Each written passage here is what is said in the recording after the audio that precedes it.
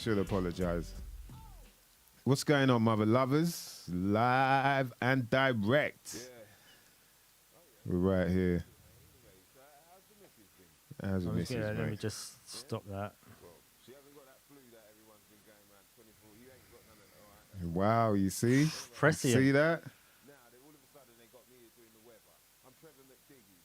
Trevor McDonald's out there doing news. That's what I should be doing, not this weather. See it there? 2012. 2012, bro. I was on, like, that was my little subliminal, yeah? Let me put it out there like that. Nah, joke. You know what? That was their subliminal. I was probably on about the swine or H1N1 or something around them times. What was out You know what I 2012? It was some animal. Or no, it could have been there was Hong Kong, something about Hong Kong flu or something like that in it. But I'm sure it was an animal. Around them times, they were still on the animal flex. It was like pigs, birds, you know what I mean? Now they upgraded to bats. 2012 whatever, flu. man. You ain't hear about no goat flu or nothing. You hear about cowpox, Yeah. chicken pox, you know what I mean? They go for animals. MERS, yeah, 2012 MERS. Yeah, see it there? MERS. And MERS was meant to be camel. Oh, was it? Yeah, but they Camel thought, flu. yeah, if we say camel flu, like people around them ways are gonna be a bit like, right, bruv, really? You're gonna say camel flu? You ain't gonna say like Middle Eastern flu or what's it called? No, It was called Middle Eastern Respiratory Syndrome. So yeah, they're like, you can't call it camels because people will think that's a bit racist, I guess. If you're racing the camel. The camel flu. They can say bat flu. There's bats everywhere. That's the thing, is there's only camels in a certain area, yeah. So how do you then explain that the camel spread to like America? Well, they're obviously going to try and say like, look, I'll make up the story now. Do you want me to give you the story now? This is the story now, and you're going to believe it. Like if you're like. But 2012 was a big year. Remember, that was the end of the Mayan calendar as well. So yeah, they couldn't blow this flu thing too far out of that to Olympics. They were probably like, Olympics, shit, we should have got there. We messed it up. Do you know what I mean? Yeah. but yeah. So here's the story. Some Europeans visited, some from Holland, the others were from France. And then there's always a couple from the UK. It's always got to be, whether it be Scotland, Wales, there's always, bam, they were there, they were riding the camels. You know what I mean? 2 weeks later, come back, bam, they didn't quarantine or nothing. There you go, spread. And with one of the couples, they actually have, like one of them's Indian. So then they went home, bam, they spread it out in India. And then someone that was around them in India, they were on their way to another, you know what I mean? You just hit different continents, bam, bam, 12-hour layover in an airport. Yeah, 12 their flight. Bruv. And you got the aircon. It's believable now. Like, we've won. We've already made our story. Let's put it out there. Hit up the press. It's believable. What's Contact going on, your mother friends. lovers? But yeah, my point there was I wanted to apologise for the the Jimmy Savile shout out. I kind of, you know what I mean? I kind of messed up on that one. I understand there are people out there that probably feel a bit like, right, bruv, really? You're going to be... But you got to remember, back then, we were all fooled. Like, you didn't know either. Like, some people might have had an inkling, but we didn't know. No. Like, we know now. So therefore, I apologize. I shouldn't need to, but just in case anyone was offended, you know what I mean? If you got your Jim will fix it badge, and you know what I mean, you lost some weight, crying tears over that shit, I do apologize. Shout out to Gleam in the building. What's going on, bruv? He says, bruh, finally, when I'm chilling. That's good to hear. 10 years later, you know what I mean? UK wrap-ups, that's how we do, man. It is, you know, you get a nostalgic feeling, man, watching them. Definitely, like, I ain't gonna lie, I kind of had fun doing that, boy. Yeah. You know what I mean? Might have to jump on that. And it is, even us sitting here, we're still laughing about some parts of it. So. Yeah, exactly. And, you know, even talking about Kate and William getting married, I was like, right, how would I have dropped it with these two? You know what I mean? What with Meghan and Harry, you know. Yeah, and the new baby named after... Archie, in it or something? No, the new baby's named after Is it? Queen Elizabeth's nickname when she was. Have you not heard it? Nah. Oh, What the it's- baby's name? Yeah. Shout out to my brother DJ Lock in the building. What's going on? What's going on, mother lovers? We're here again, man. It's Wednesday. Do you know what I mean? Woden's Day. Mercury's Day. It's Wednesday when you decide when. You decide when, innit? When you're going to do this, when you're going to do that. When are you going to get ready for the weekend? Lilibeth. What? Lilibeth. Lilibeth. The baby's called Lilibeth. Later. You serious? Yeah, and it's like a Lily Beth or no, Lilibeth? it's the nickname that the Queen had because she couldn't say her own name when she was baby, so they named it after the Queen's nickname, Lilibeth. Yeah, Yeah. that's some Northwest jagger. That's like Kanye and Kim, man. On Yep. some, really? You gonna name your children that? Name it after What's a your name? nickname. Lilibeth. Yeah. Oh, what's her Oh, name? look, she's- Elizabeth. No, it's Lilibeth. It really is Lilibeth. Like, what? You're like, Lilibeth, she'll grow up saying her name. The people are like, yo, she can't say her name properly. But it don't matter. Yeah. Why are you whispering? Yeah, because I don't want her to hear me. I'm Her gonna name is Elizabeth. I'm gonna Just- I'm gonna name my first child after my dad's nickname, What was that? Dumbo. Because he had big ears. So I'm going to bring a kid up called Dumbo. Dumbo. Dumbo, get over here. Dumbo. Dumb. Wait, When he comes around the corner with his friends, dumb. You'd be like, you bastards. Yeah, that is messed up. I've always felt like, what your parents call you, that was their choice. It might not have been your choice. Yeah. You know what I mean? Like, they give you a name and you're like, right, really? I got to walk around being called this shit now. Yeah, you get to pick your name later on. Yeah, I guess you do. So people should respect that, innit? It's like you didn't get to choose that name. But do you even get to pick your own name later with your friends? I think they sort of tend to give you a nickname, don't they? Yeah, that's true. That's true. Like my actually. dad didn't choose Dumbo. He didn't. Nah? He didn't. Look in the mirror. I guess I do have big ears. Who do I remind myself of? You know what I mean? Yeah. Hey guys, how you lot doing? Yeah. Listen, man, I want you to call me Dumbo from now on. Is that all right? Like, what? You sure? He did. Yeah. So yeah, you're right. Other people do give you a nickname, but then you still get to approve it, unless it's people that can beat you up, of The course. thing is, if you try and fight against the nickname that you get given, then It becomes your nickname. Yeah, it's like when people they got a sticker and they pat it on your back. Yeah. Like, even if you don't like it at first, if you don't retaliate enough, you ain't gonna see it anyway because it's on your back. Then bam, that's your name, bro. Why does everyone call me, bruv? All right, one of my nicknames when I was young. Now you're not gonna, but you know what I mean. This is what we do here. We give you something you might not never know nothing about. When I was young, my nickname was Scream for Cream. What? Yeah. The first, I went play center. Like, my mum sent me play center. And this is like the first time I met, some of the guys around my area. So I was about probably 8 or maybe a bit younger, 7, 8 sort of age. Bam. People was like, rah, hey, rah, look at his legs. Look at his legs. Like, I had shorts on and that. And, you know what I mean? For some reason, I was at the age where, like, it's like you kind of dress yourself. You get yourself to put yourself together, like put your clothes on and all that.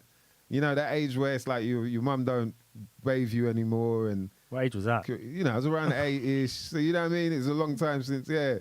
And I was like, 18 for me. Well, I'm still breastfeeding now, bro. What are you talking about? My mum still picks my clothes out. No, she doesn't. Yeah. You sure? No. I always thought maybe she did, mate. Yeah. And so, yeah, I went to, you know what I mean? Obviously, she let me go out the way I looked. I'm not knowing anything. But when I get to play center, they're all cracking up at me. And then they're like, right, bruv, look at his legs. And I was like, what? And I hadn't creamed my legs Yeah, I mean, I don't even know if I creamed my whole, maybe I just creamed my face, but I ain't done my legs. And on people, you know, of my color, when you don't cream your legs, you look like a crackhead. You know, that's why you might see me like this, you know, I'll put a little lip balm, you know what I mean? You know, because if I don't, I'll look like a crackhead. You lot will be like, yo, Mice looks, fuck, is Mice all right? Is he good now? Like, you know, what's going on with him? Like, just because of the dry lips, all kind of shit. Is he still like doing stuff? And, you know, it'll be all that to go. Yeah, Ashy Larry, shout out to Black Einstein, it'll be the fuck you for that. But he said Ashy Larry. It's true though. Ashy Larry, boy, when the shit's ashy, I'll tell you what to look out for. All my European brothers and sisters, yeah? Look out for the elbows, the lips. If they got their knees showing, check the knees and the ankles. The ankles is a place where you might see a lot of ash. You know what I mean? It's just chalky. Yeah. Ankles? Yeah. Some people they ain't touch the ankles. They forget about the ankles. They cream all up here, they forget the ankles. Yeah, so that's why, you know, black people like to use like all kind of moisturizers and all that just to it keeps it supple, keeps the gleam. Shout out to gleam. You see the gleam on my forehead? Look. This is special, man. Back of your feet. Son of Noise says elbows, knees, back of your feet. See it there? Shout to Son of Noise. Shout to Son of Noise. Yeah, he knows exactly what I'm talking about. But I said elbows, knees, yep, back of your feet. It's got to be done, brother. And I'll tell you another place. Look for in between the fingers. Yeah, you see the bit that joins the fingers. Yeah, look for in between there as well. All your brown and dark coloured. The only place I get a lot of dry skin is like in my beard and my head. So yeah, I think people call it dandruff. That. Yeah. But yeah. Ah, that's a good nickname, dandruff. Fuck off. Well, brother, that DNA, boy. Dandruff and DNA. It literally is DNA. It's true, it is You DNA. I'm shedding DNA all the time. Take all types of samples, boy. Nah, that's why I moisturize, bro. Everything. I'm like, yeah. I use it's funny enough, it's called shea butter, but it's good because it's not, you know, you can eat it. You know what I mean? It's not nothing like same as coconut oil. Yeah. Yeah. I do sometimes put that in my hair or my beard. Or that's actually it's good, man, because it's antibacterial as well. Yeah, that's a good idea. So if we've got any coconut oil or shea butter sponsorship out there, yeah, man, hit us up. You know what I mean? We've got shea butter all day, baby, all day. You know what I'm saying? Yeah, man, Ashy Larry. So yeah, Scream for Cream. So they called me Scream for Cream. Back in the day, there was an advert. I think it was for some kind of cream, but it was like, oi, Scream for Cream. I know you like it. Oi. Scream for Cream. It's like that. Yeah, bruv. So they would call me Scream for Cream. Kids are pretty inventive. Yeah, man. And cruel, but inventive. I had that and Black Brown Rovers. Because I guess I was dark for them. I was like, right, man is black, boy. So yeah, Black Brown. So that's two fucked up nicknames you might not never know nothing about. But yeah, you know, like you said, people choose it for you. I wasn't happy with them nicknames, but unfortunately, them lot could beat me up, so I couldn't. Yeah, you got to go with it until until you become a rapper and then choose your own name. Until you could beat them up. And then you just do like loads of songs where you tell them your name. Yeah, and then that's the way you're like, don't call me Scream for Cream anymore. That's what Maestro has become, my new Scream for Cream, isn't it? Yeah, right, I suppose. Yeah, other people impose it on you. Now, anyway. But, you know, I'm not mad at that, to be honest. I don't mind. No, grown up now. Yeah, man. I've got past it all. It's all just names that don't mean anything. Names. It's only words. Yeah, the worst thing about names is, you know, even just titles in general. These are all things that, you know, like you said, we're talking about people choose, you know, it depends really, innit? Whether you choose it or not, but these are titles that aren't even really you. They're constructs. Yeah. Do you know what I mean?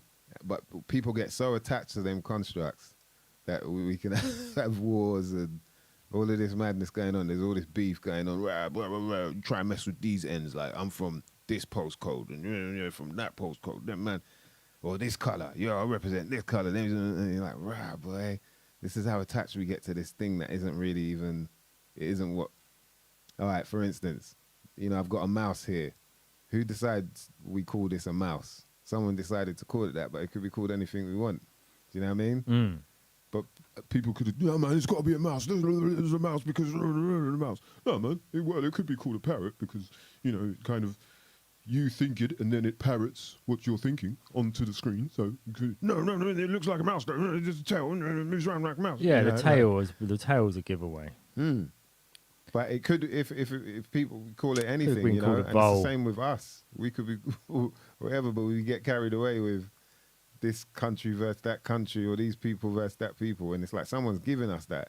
Do you know what I mean? And then we turn into these like the animals over these things. We get way too attached. It's like don't get me wrong. I get like there's tribes and this, that, and the third, but to the point where people start killing each other over it, that's when it's like, wow, man. Hey, things could be a bit easier if it's just to do with the name. Just, calm the fuck down a bit. You have to have like a certain understanding though between definitely. the people, and if I suppose people have to know what, not just where your physical borders are, but where your like mental, cultural, social, psychological spiritual borders are. Yeah. You don't want them imposed on. Yeah, I get that. So some people don't mind people imposing their stuff on them. I don't know. I presume nobody does, but that's me. I'm just projecting onto everyone. But do you know what I mean? Some people probably don't really care about that sort of stuff. I do. So for me, I'd be like, that's where my border is. So like, don't step over that line. But then you have to decide what level of punishment that is adequate for it, I suppose. Sometimes just like slapping someone's legs isn't enough. Nah. Give them a neck back slap might be needed. You know what I mean? There's certain people need that neck back slap. I'm telling you, boy, just wake up a little. Like, you're getting carried away, man. Getting carried away. Jeez. But the mutual respect for each other should be always there, shouldn't it? So you've got borders, like, where you stand even. If someone comes into that space and you say to them, do you mind just moving back a little bit? And they're like, don't you like me standing near you? I want to stand near, then they have to understand you've got your borders and you've got your space. You've got your space. They should have their space. So, but how do you get a sort of message to everybody that everybody has to be more respectful to each other? I think, because there's always going to be some people who are just like, no, fuck that. I'll go and stand where I want. Yeah, exactly. I think because of that, like, you're always going to get people that, it's intrinsic in a way, man. It's like the time you're born, when, where, your parents, how you're brought up, the ideals you're given, and all these sort of things. So you're always going to get people they think a different way, and do you know what I mean? But I think it's going to be then more of a sort of overall moral understanding that this is how I think, this is how you think, and we should respect that.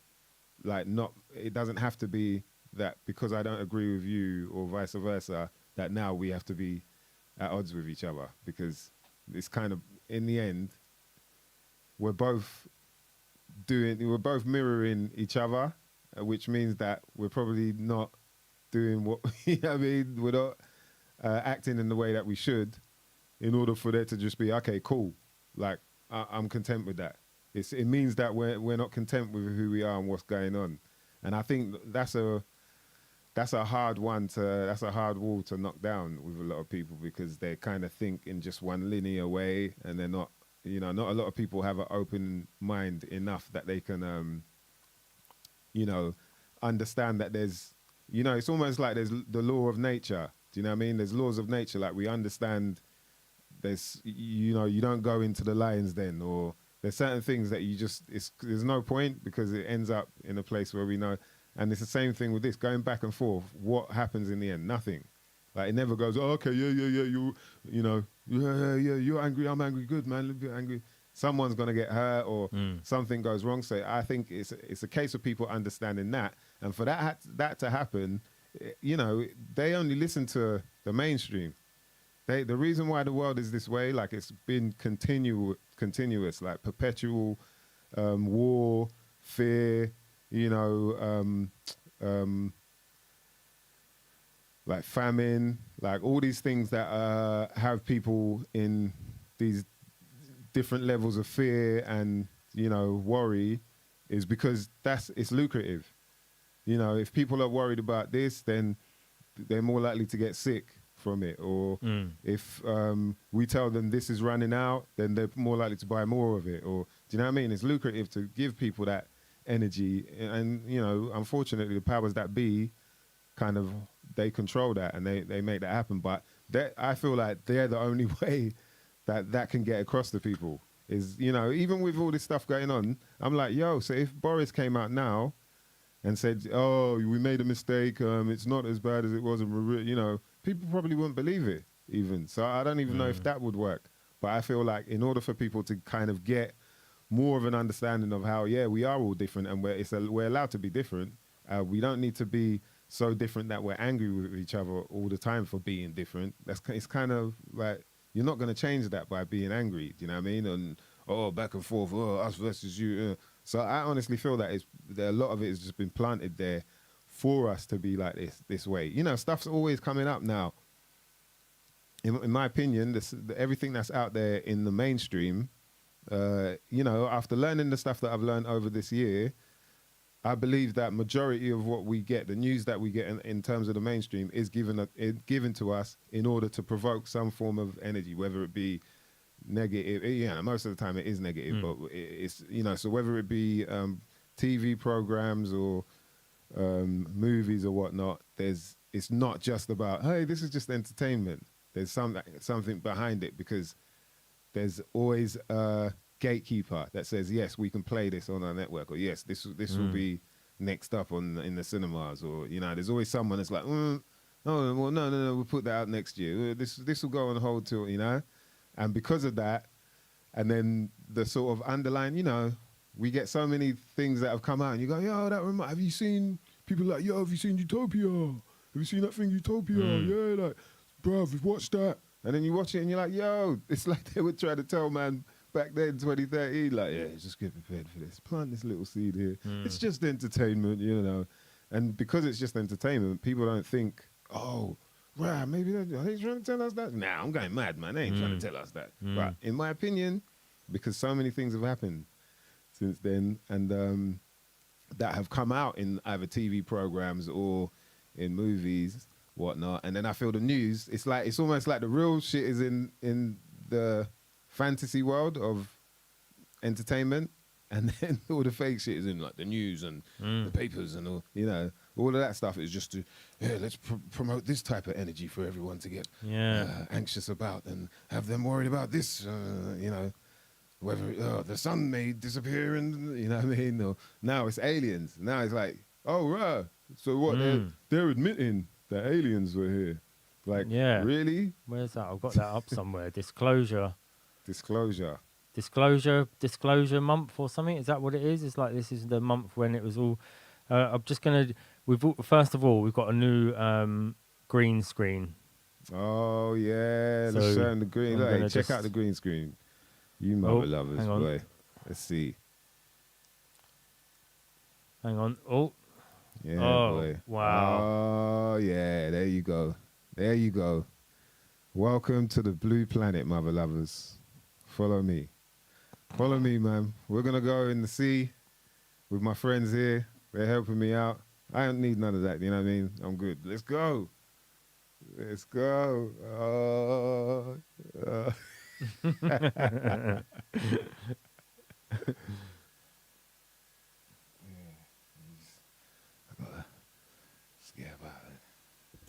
Yeah, there you go. Shout out to DNA. Holding down the boards, boy. Right there, a.k.a. Dandruff. So, let's get into... Come, man. I'm screaming for cream, bro. What do you want me to do, man? Jesus. That's madness. So, yeah. Check this out. X-Files. Powerful forces are behind U.S. release of UFO footage. and more videos may be revealed, says government investigator. They want us to believe these little blobs on the screen are UFOs. O's. This says the US has a hidden agenda in its sudden push for disclosure on the UFOs as the 180-day deadline for a government report on the subject looms. A world-leading investigator has claimed, okay?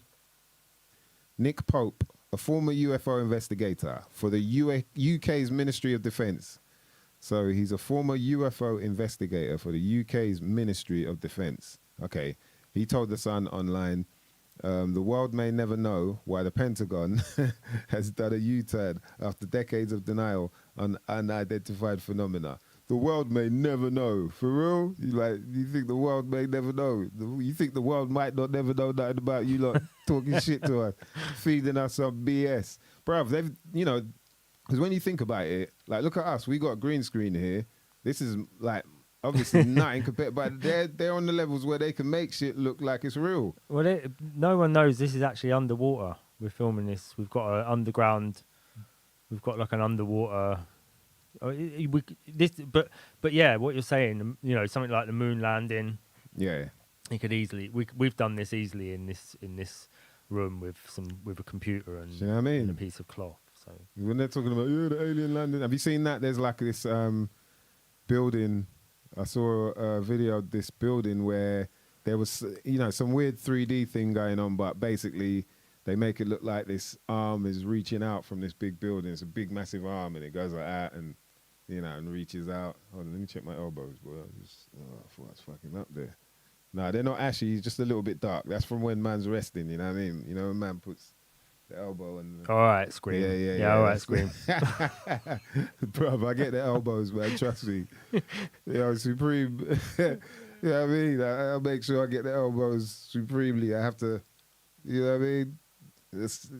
You put there's extra time into the elbow part, just in case, boy.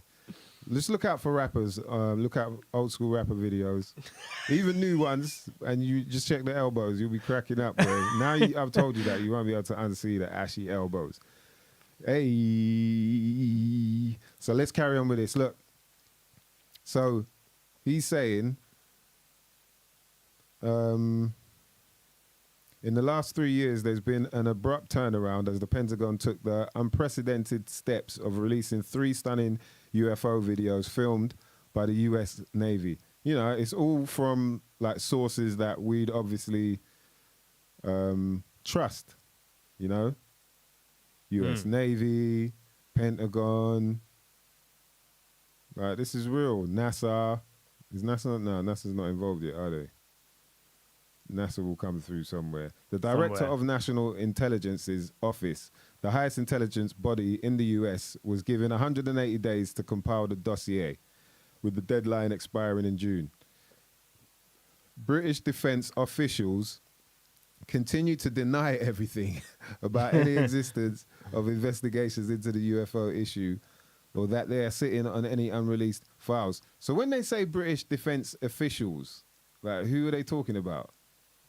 If they're saying that they're denying it, are they the same people that were denying it before when the US were denying it? Like, it always feels like they just start to throw more and more in there to have you confused as to what is really happening. Do you know what I mean? It's like, hey, we just wanted to get this headline out there, and the rest of it, hopefully you don't read because it's, it's a bit all over the place. So what are they saying? So the US Navy, and it's also confirmed the existence of its secretive UFO investigation unit. Before the Senate, they commissioned a report on the issue from US intelligence, which is due for release next month. The Director of National Intelligence's office, the highest intelligence body in the US, was given, I said that already, didn't I? So British defense officials continue to deny everything about any existence, right? They're saying, why are the Americans suddenly opening up this highly controversial and historical stigmatizing topic? Why? Mr. Pope, who worked to investigate UFOs for the MOD in the 90s and worked in Whitehall until 2004, told The Sun online he believes hidden forces are at work behind closed doors. Wait. Hidden forces. Hi, I am the evil hidden force behind closed doors, hiding this information that you have wanted for nearly 6,666,000. Where's the hidden forces? Hold on. Hidden forces, bruv. That's all I know is hidden forces. When man says hidden forces, you gotta just stay out, yeah? Stay out. Hidden forces. Where are we? I'm just scrolling down. So this is where he says Mr. Pope. So yeah, he worked to investigate UFOs in the 90s. He's worked in Whitehall, just so you know. Up until 2004. Don't ask what happened. We don't know. You know what I mean? But he believes there are hidden forces at work behind closed doors. He said that is a $64,000 question. For years, I don't know why it's $64,000, but that's interesting that they put those numbers as well, man. For years, the US government has been, or had been, like the UK, is now on this issue, very defensive with a policy usually of denial, debunking and commenting as little as possible. I wonder why. Does it make it seem more real if they deny? If they just keep denying everything? If they put it out there, you know, we'll put these pictures out there, and then when you ask us about it, we'll deny. That makes it seem real, innit? Yeah. To the denier. To everyone else, I don't know. But obviously, these lot want to put it out there like that. Oh, right. Yo. You just have to put up with the What's that? the You black got it up there. background in a minute. Yeah, I'm just gonna put the video back up on that. He's saying, and now in the last 3.5 years, that policy has been flipped 180 degrees, meaning now they're putting the word out there. They're putting the word out. Every time the story is dying down, it's almost as if the US government itself is throwing gasoline on the fire and stoking the story up, bruv. Come on, man. I'm going to read that again. Every time the story is dying down, it's almost as if the US government itself is throwing gasoline on the fire and stoking the story up.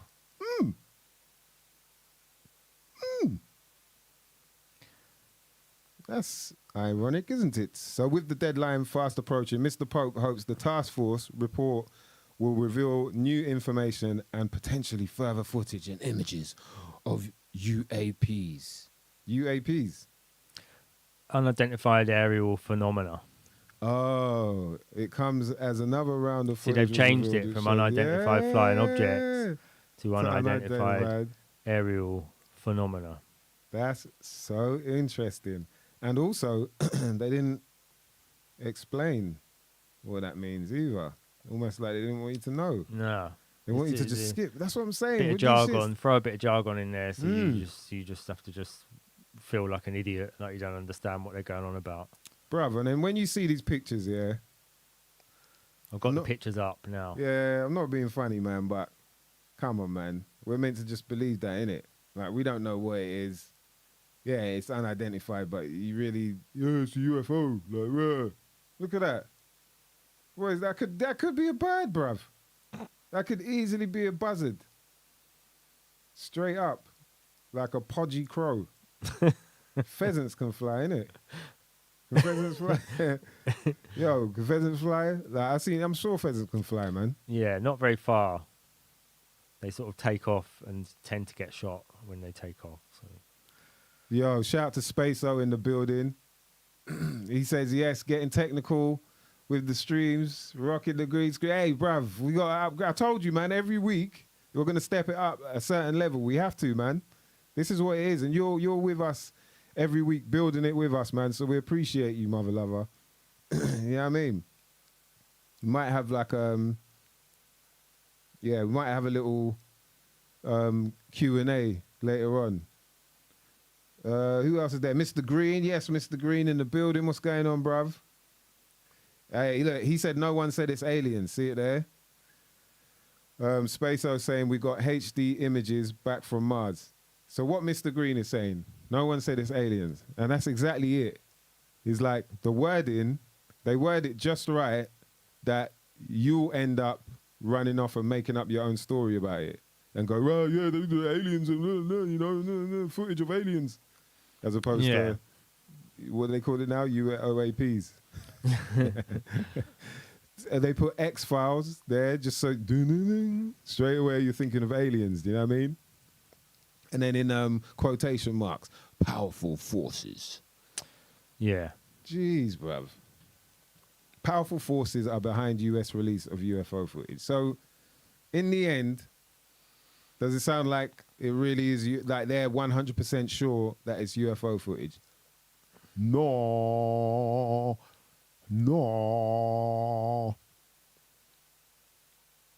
It's sad, man.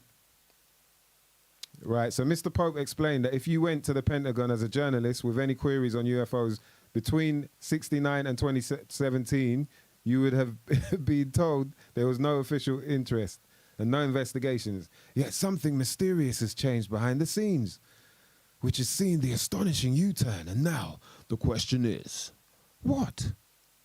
Beyond a shadow of a doubt, there is a sort of hidden strategic agenda here that Congress, the media, and the public do not yet understand and may never understand.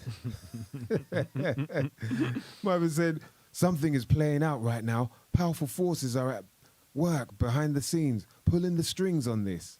It's like they're telling you that this is bullshit, but in such a way that people are going to be, it's aliens, babe, what's the matter? Did you just put your finger on my butt? What are you talking about? No, I didn't. I had this dream that I was getting probed by aliens. Would you tell people if you had a dream that you got anally probed by aliens? Would you tell someone? Who would you tell? Oh shit! Yeah, I had this. You know what? I had this. Something happened to me last night. That's a tough one, brother. Something happened to me last night. I met an alien. How was that? Yeah. How did you drop it? Yeah, but I think it was a female alien though.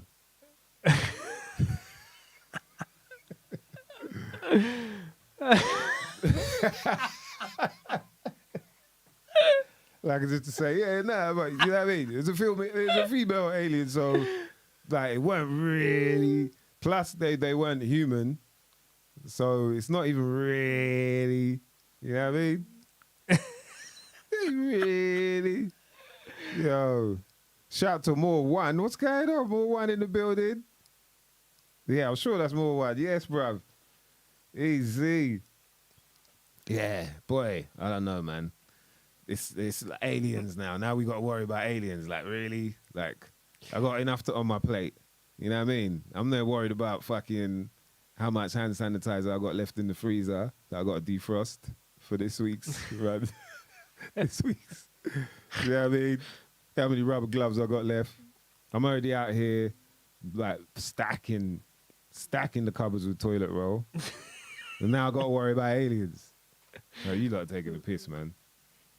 Queues are mad long to get the quacks. Come on, bruv. That's how you're going to deal with, man.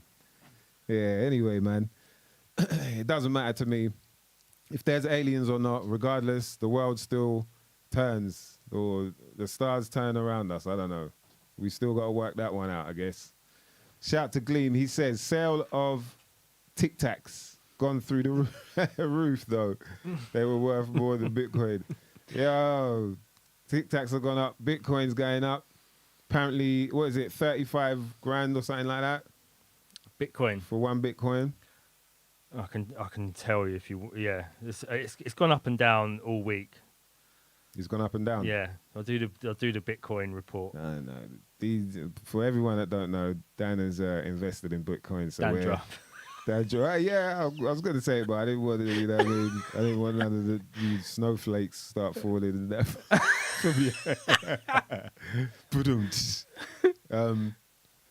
You got yeah? And,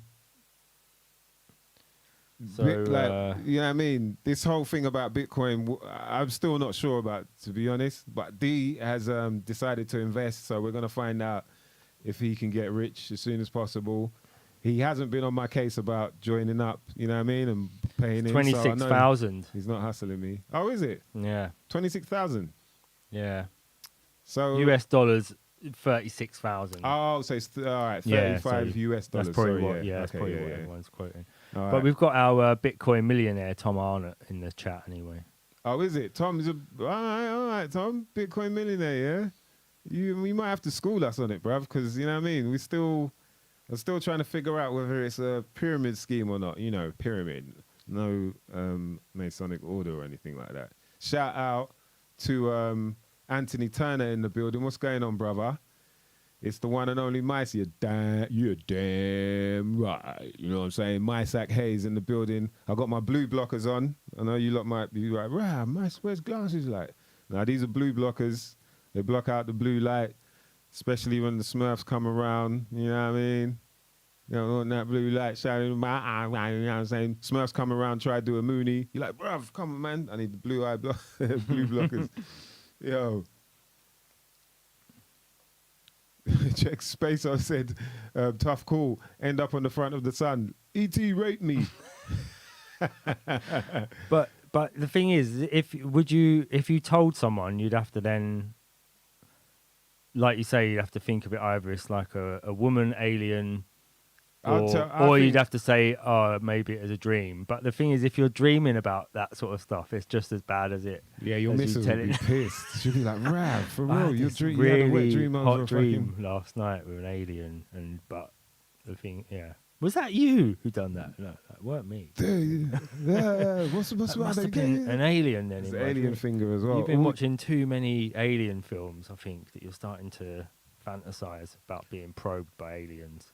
When you think about it, there ain't no alien fingers that are like little as well. They're all like long and knobbly and all levels. I mean, Steven Spielberg. The Star Wars aliens. Steven Spielberg introduced it to the what, E.T.? the whole like E.T. The glowing finger. Yeah.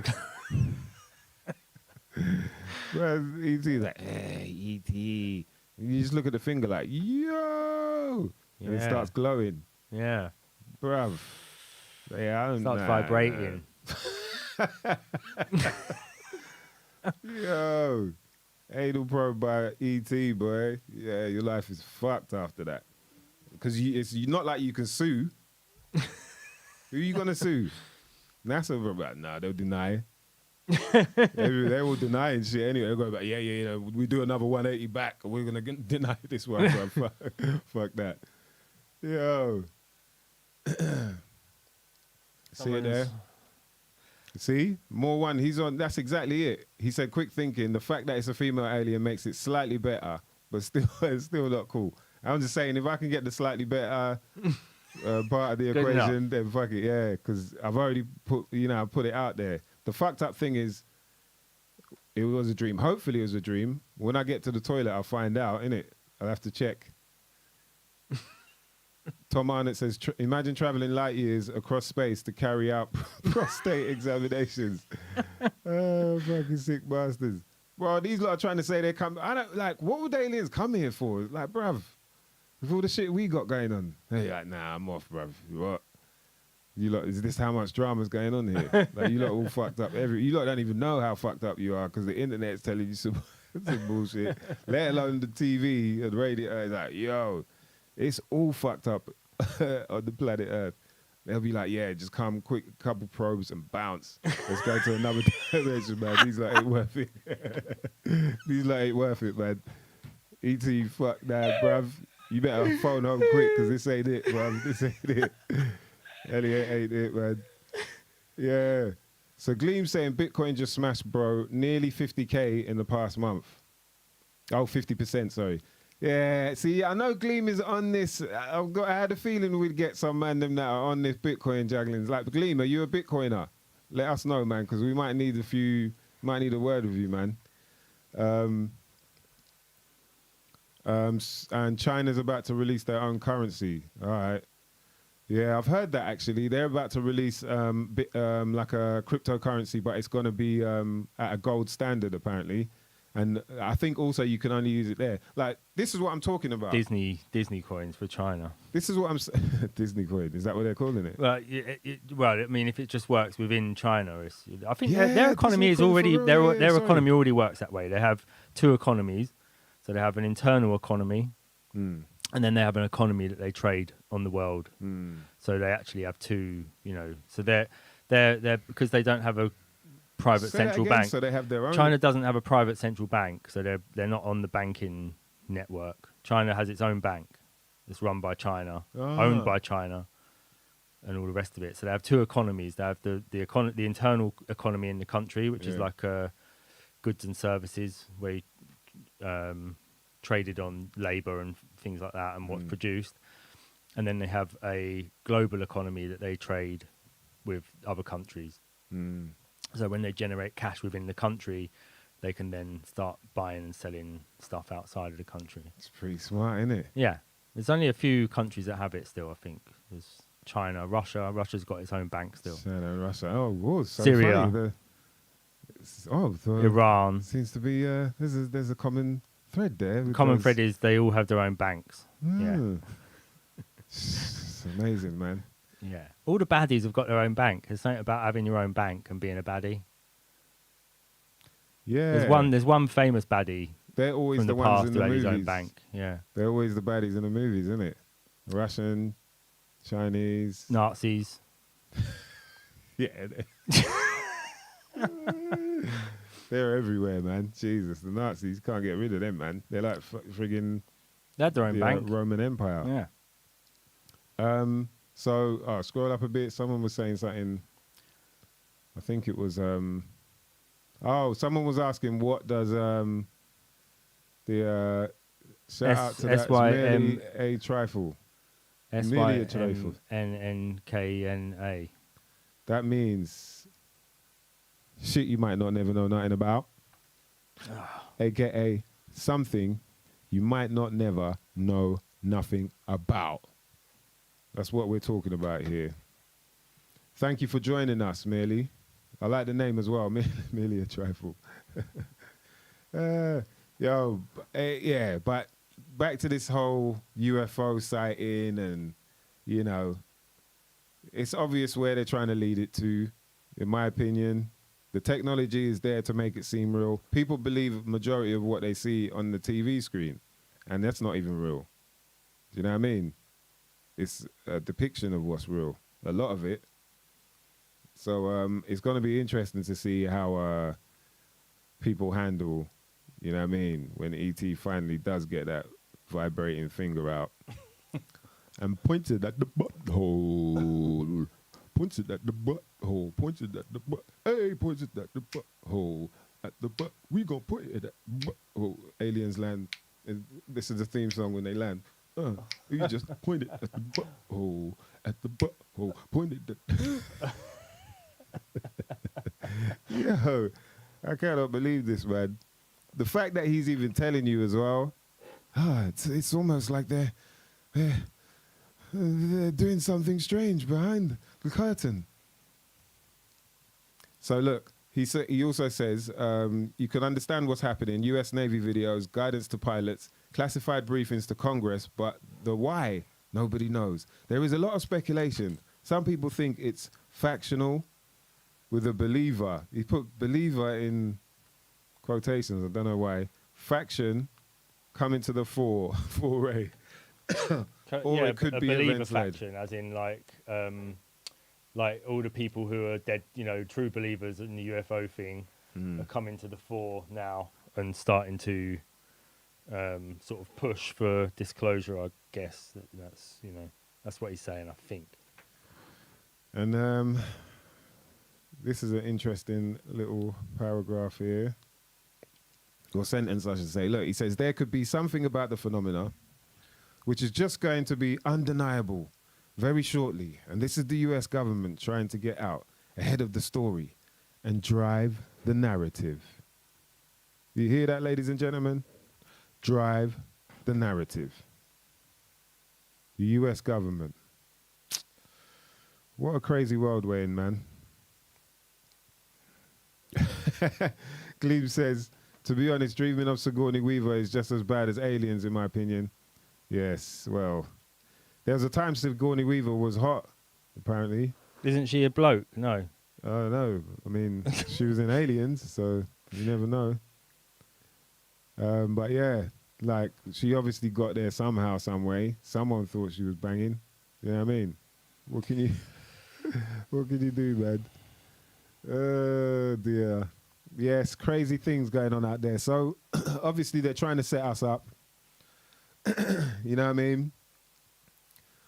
For me, once you had Obama out there talking about it, yeah, I had to hide secrets and like, yeah, all right, these lot of bullshitting, bro. This is a load of bollocks for real. You got my man back. That's like bringing Tony Blair back out. They're bringing Blair out. Yeah, oh, hi, here are the quacks. Everybody has to get the quacks. If you don't get the quacks, it's the quacks with the teeth and that. Bruv, get the fuck out of here. If he's involved, you lot are chatting shit. You lot are bullshitting me. You know what I mean? There's nothing else to it, man. I can't really look at it any other way, man. You get the wrong people out there. You fucked up. You know you done fucked up, right? You know you done fucked up. So he said, oh, wait. They spoke to someone else, right? They spoke to a guy called Louis Elizondo, who headed up the secretive Advanced Aerospace Threat Identification Program. For all who don't know, that's the AATIP, the ad tip. You know what I'm saying? If you don't know, we gonna tip that ad, baby. The ad tip, you know, because them aliens, they be searching for the ad tip. You know what I'm saying? They gonna find the tip of your ad and point that finger for the Pentagon. So these people work for the Pentagon. People don't know what Pentagon is. That's a 5-pointed star.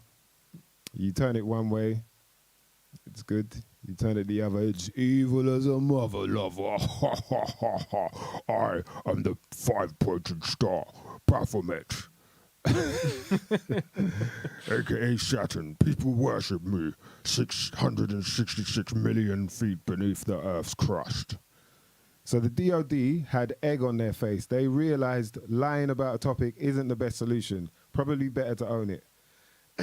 That's from this guy, Luis Elizondo. He said the US tried to ignore it before, right?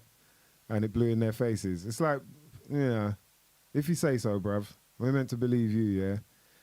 Despite the disclosure beginning to open up, however, Mr. Elizondo explained there remains hesitation by some to report their sightings due to historic stigma. Things come to mind, and I hate to say it, about tinfoil hats and Elvis being on the mothership, he told The Sun Online. But if you remove that stigma and stick to the fact, it's a very compelling global issue. I don't know, man. You know what I mean? I ain't even gonna. He seriously says that about Elvis. Yeah, I ain't gonna bother reading anymore. 'Cause it's just like, bruv, yeah, it's getting clicks. You know, we know what this shit is about, really, man. It's about the clicks. It's about getting people in a crazy state of mind where they're not thinking straight, where they're not looking at the things they should be at. It's basically like, look over here and not over there at what we're really doing. Do you know what I mean? Let's give them something that people get so excited about things like this. And there's probably a bunch of people out there who believe it, you know what I mean? You know them people that watch films and then they try and act like the shit they saw in the film, which is fucked up because the film is actually trying to depict something that's real. Yeah, them sort of people. The people that adverts work on. You know what I mean? The people where they buy shit. Oh, I gotta go and buy some Dove. Oh, that Lynx advert. Yeah, I better go and buy some Lynx. It's them type of people, man. Yeah, boy.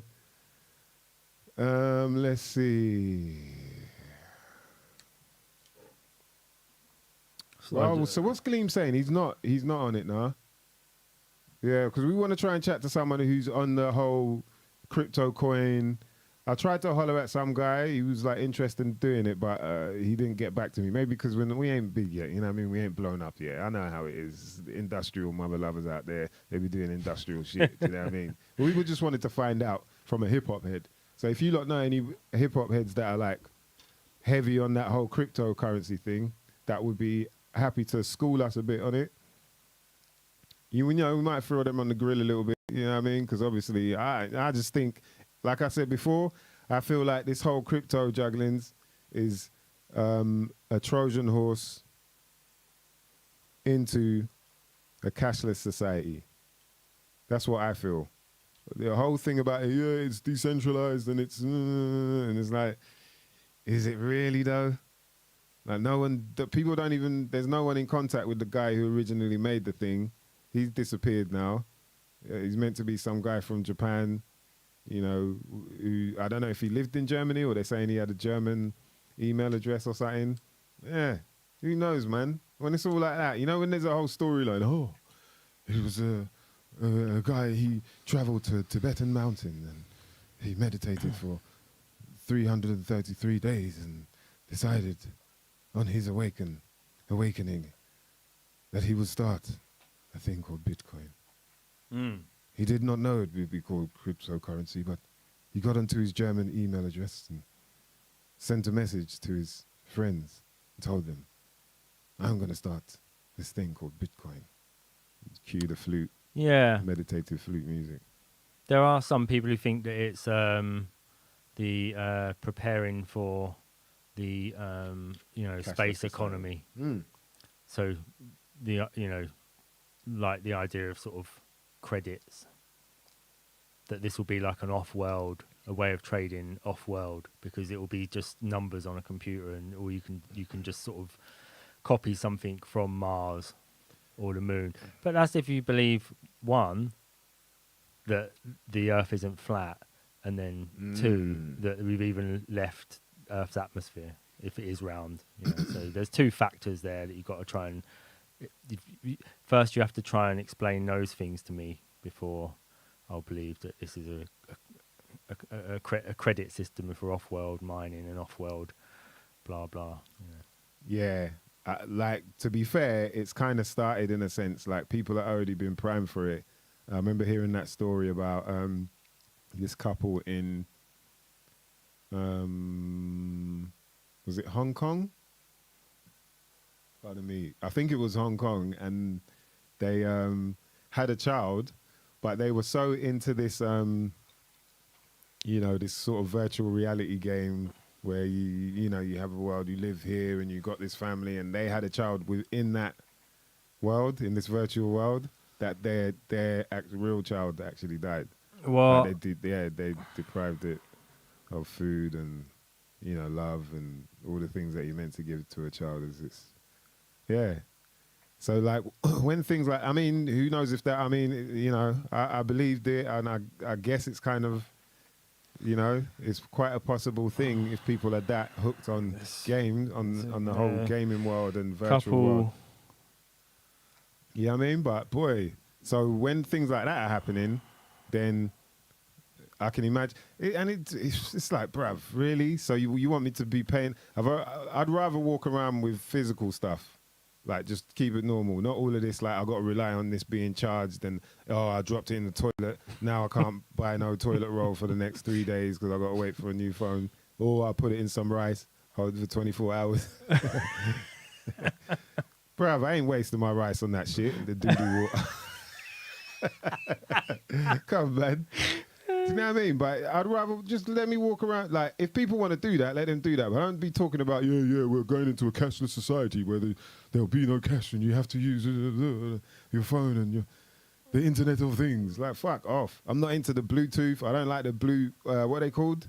EarPods. Yeah, I don't use any of that. Yeah, I'm not into all of this, like, extra bits and bobs. Give me the wires. I don't mind untangling the shit. Yeah. I can figure out some stuff. I'll write... In my head, I've got to put 4 bars together while I'm there for 10 minutes trying to... Yeah, it's not that difficult. You know what I mean? I do not mind all of that. With all of these, want to make life easier. We're just making it easier for you if you have everything on one console, really. And then I lose that one console. Have I lost everything now? No, we'll keep it on the cloud for you. We'll keep your... Yeah. Huh? We'll keep it safe. I've found it. The couple let baby starve to death whilst raising virtual baby online. See it there? What's this stuff? It's fucking deep, bruv. My screen. A Korean couple allowed their child to starve to death because of their addiction to raising a virtual child in a Second Life style game online known as Prius. Prius. They would feed their 3-month-old baby only when not at a 12-hour online session at local internet cafe. Fucking hell. So they couldn't even afford to have it at home. They had to go to an internet cafe to play it. The pair were obsessed with raising their internet child called Anima, meaning soul, obviously, which is what it didn't, it's a computer, resulting in the neglect of their unnamed, so they didn't even have time to name their own kid. Or if they just said it's unnamed, as in, they're not going to let you know its name. Boy. It's twisted, After one such session in September, the couple found their daughter dead and called police. They tried putting coins in it to see whether it would come back to life, but that's not funny, man. I ain't gonna sit here and laugh at that shit, even though it's hilarious. But that's some fucked up shit, man. Like, imagine that. You're so engulfed in a virtual world, shit that's not no form or way of real. You have to plug it in for it to be there. You don't really touch it. You're just touching keyboards and mouse. It's just your mind. Like, that's just nuts, bruv. And for them to leave their little one, that's, how far attached from reality are you when you can do that? From, it's sort of like that conscious level of it's just a basic disconnect with nature, yeah, man. really, that's what it is. That's nuts, bruv. Disconnected from nature. To not exactly what I'm getting at. How disconnected from nature are you when you can do that? Yeah. Oh, yeah. Come, baby, we got to get back to the net cafe and what? Leave the baby there. Like, what kind of world is that, man? Nuts, bruv. So, yeah, boy, I don't know. So, I do not expect it to be that hard to get people into this whole digital currency thing. Especially when there's stories like this. Man slept with girlfriend's daughter after watching EastEnders affair. What? Man 27 slept with Man 27 slept with girlfriend's daughter 15 after watching EastEnders affair. So people take their cues from the false world. See what I'm saying? EastEnders. The hyper reality. They take their cues from hyper reality. From a play. They're trying to imitate art, life with art, which is artificial. It's not real. You know what I mean? You're keeping it real, bro, with my art. And then people now are watching that art and then going, oh, yeah, I wanna do that. Is that not programming? They call it a program. And people run out there and do that. That's nuts, bruv. It's nuts, man. Let's see what was people saying there. Steve-O says aliens touched down on Earth with Akinale playing in the background. Put it in. Yo. Gleam says Kabadis don't have banks. They have hands and breath control. That's true, boy. Kabadi. You ever seen that? Yeah. How do you... That's like, yo... Hey, there must be some kind of level, there's some meditative level or something, the idea behind that. Like, yo, you got to fuck up your breathing. It's like, yeah, wear this mask. Play the game, wear this fucking mask. You got to wear this shit the whole game. But they're going, kabadi. Gleam says, okay, so he's saying, he meant 50% down. His mates have been mining. He's talking about the cryptocurrency, by the way. His mates have been mining and was gutted they just wiped out 6 months of profit. But they all keep telling me we're in it for the long term, which is fair play. Well, it's interesting, man, because like I find it, a lot of people talk about that, how much money they've made, and then you go, oh, what? So have you've withdrawn, like you've withdrawn that money, like you've got it out, and they're like, no, I'm still investing, I'm putting it into, and you go, okay, well, you haven't got that money yet then. That, it's still in there. You could lose it, like Gleam was talking about, in the next 6 months. Bam, shit just drops. So it's a gamble, innit? It's a gamble, man. And you're investing it's just even more weird, like learning about what we use, what we think is money, but it's actually currency, which is like, you know, it's a promise that you're going to get this worth in silver or gold when you go to the bank. And then they've taken that away. It used to be like based on that, as in it really was this note here, this promissory note means you're going to get this amount of gold in weight. But then now it's gone to us just believing that this is worth whatever. You know what I mean? A bunch of people going, oh, the pound is going to be worth this much now today. Oh, it's dropped a little bit. Oh, it's gone up a little bit. You know, and then we run around using it like that. With the bit, but at least it's paper. At least it's something I can hold and show you. Like, look, this is £20, or this is 50, this is 10, whatever. When it comes to Bitcoin, bruv, it's on my phone, bruv. Trust me, I'm gonna send you the thing. Don't worry, bruv. I'll send it to you. Shout out to Steve for saying it's technology behind it, blockchain, and I get there's the whole blockchain thing. That at the same time, who's in control of the blockchain? Like, who made it and who makes sure that, you know what I mean, it stays secure? Like, do people really know? I've never heard people really talk about how secure it is, other than the fact that it's anonymous and, you know, it's a blockchain system that continues to tell you what transactions are made, but not by who. I think if you put the wrong number in when you're sending someone money, it can go to someone else or something. Yeah, Serious? I mean, it's probably. And how do you get that back then? I don't think you can. Once it's gone, I think that's it. We need someone on to talk about it, really. But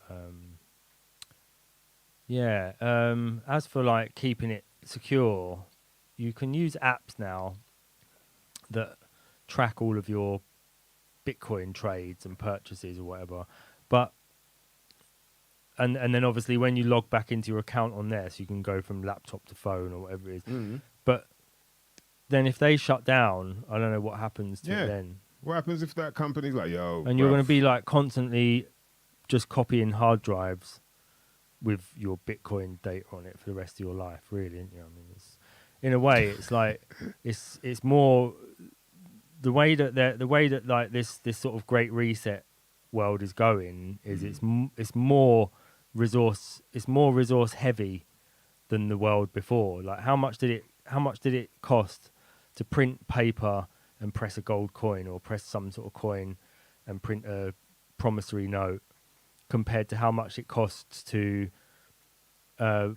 press up plastic credit cards constantly, because everyone's always losing credit cards. The machines that need to be left online the whole time, there's got electricity going to the machine. How much more resource heavy is that than just printing some paper and some pressing some coins? Yeah, they've been pressing coins for thousands of years, even before we had, like, you know, machinery technology we've got now. They was just hammering coins out into a certain shape with a pattern on it.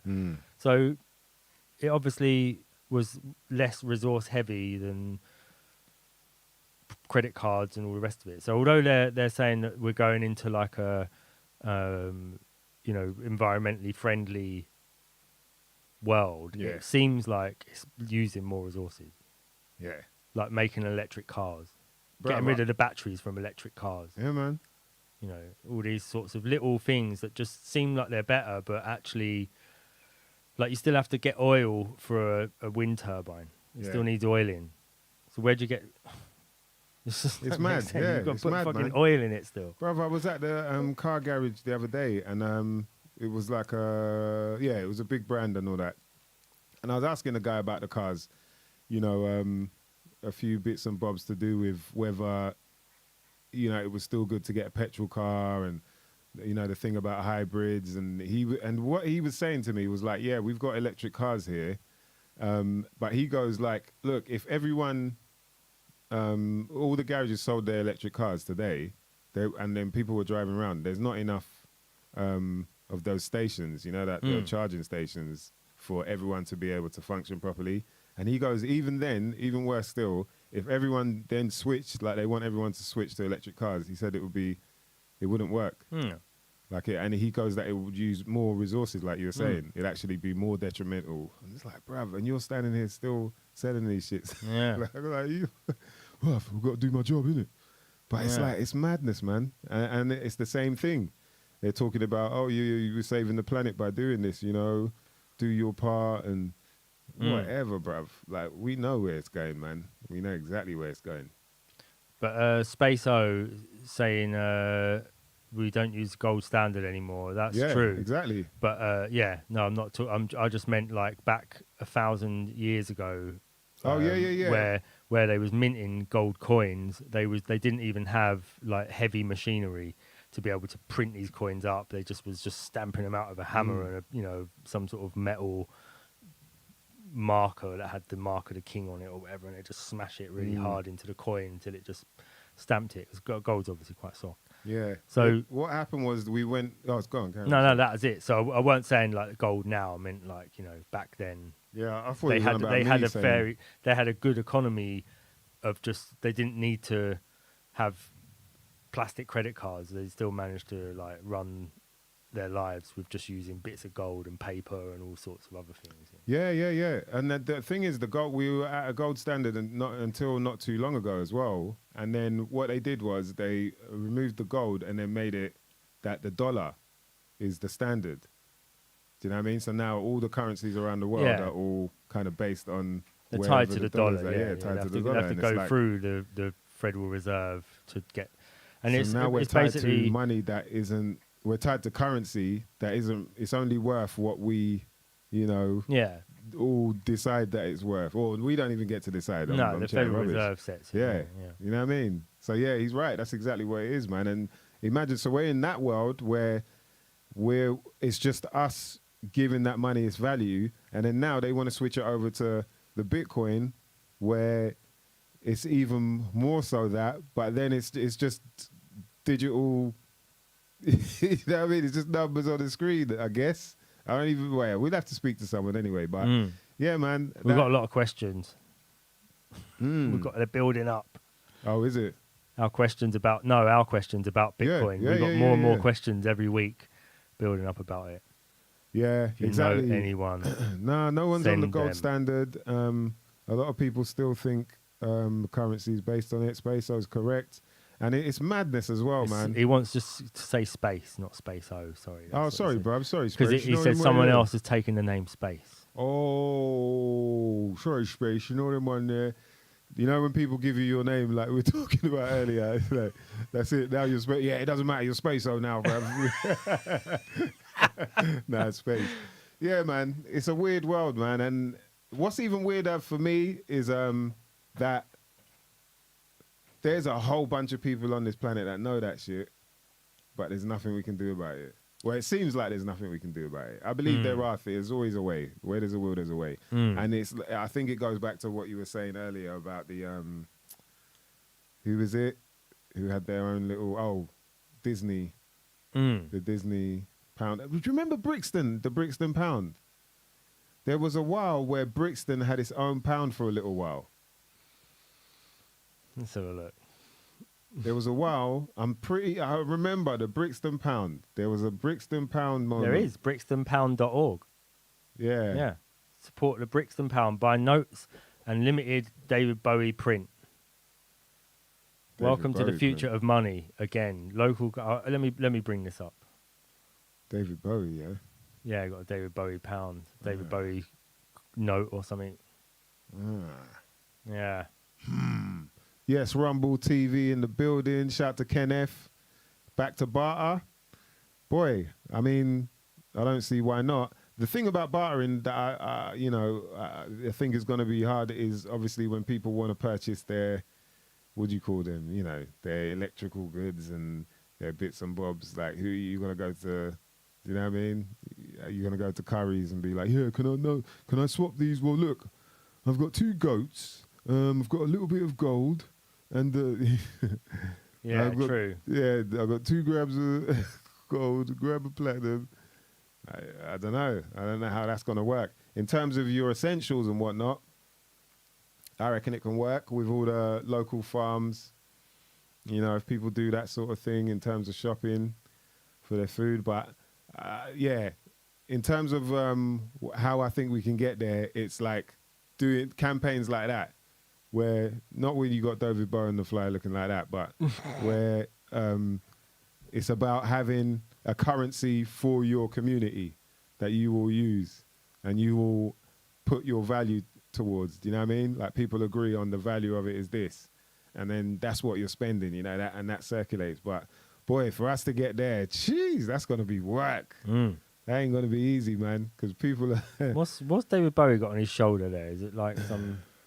Looks like some sort of fluid on his chest. Is it? It looks like lips with This thing here. dookie dripping. Or is it? No, it's sperm dripping from his lips. Oh, maybe that's meant to be the Eye of Osiris. I don't know. Is it? I don't know. Or is it an eagle? Looks like I don't something have a dripping clue, off man. his chest. Better not say too much because for real. Black For real. Einstein is a fan of David Bowie. Ah, yes. Well, So that's in Major Tom. 2008, the Brixton Pound was launched in the face of the financial crisis, world's first complementary local currency in a major urban area, See? proved that money can stick to Brixton. What does that mean? What were they trying to do, really? It encouraged local trade, supported independent. They're doing the bit of setting up your own bank away from the other banks. Sending a little message out there for us, isn't it? Human scale circular economy. In the decade that followed, we did a lot of learning and some innovating. We funded a micro grant giving scheme, opened a pay what you can veggie vegan cafe using only surplus food, and ran a local lottery. Yeah, I think a lottery is a good one. I think if you got like a load of people together, say like 40,000 people, you all put £1 in. And then one person is guaranteed to win. 40 grand would change your immediate life. But what if that person wins the next go round? Not allowed to win next time. Yeah. That's fair. Can only win once.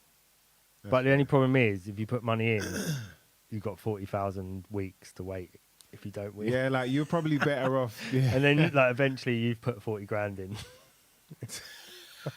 After 40, however long 40,000 weeks is, I don't know. What's 40,000 weeks? 40,000 weeks. Do the Rain Man. 40,000 weeks.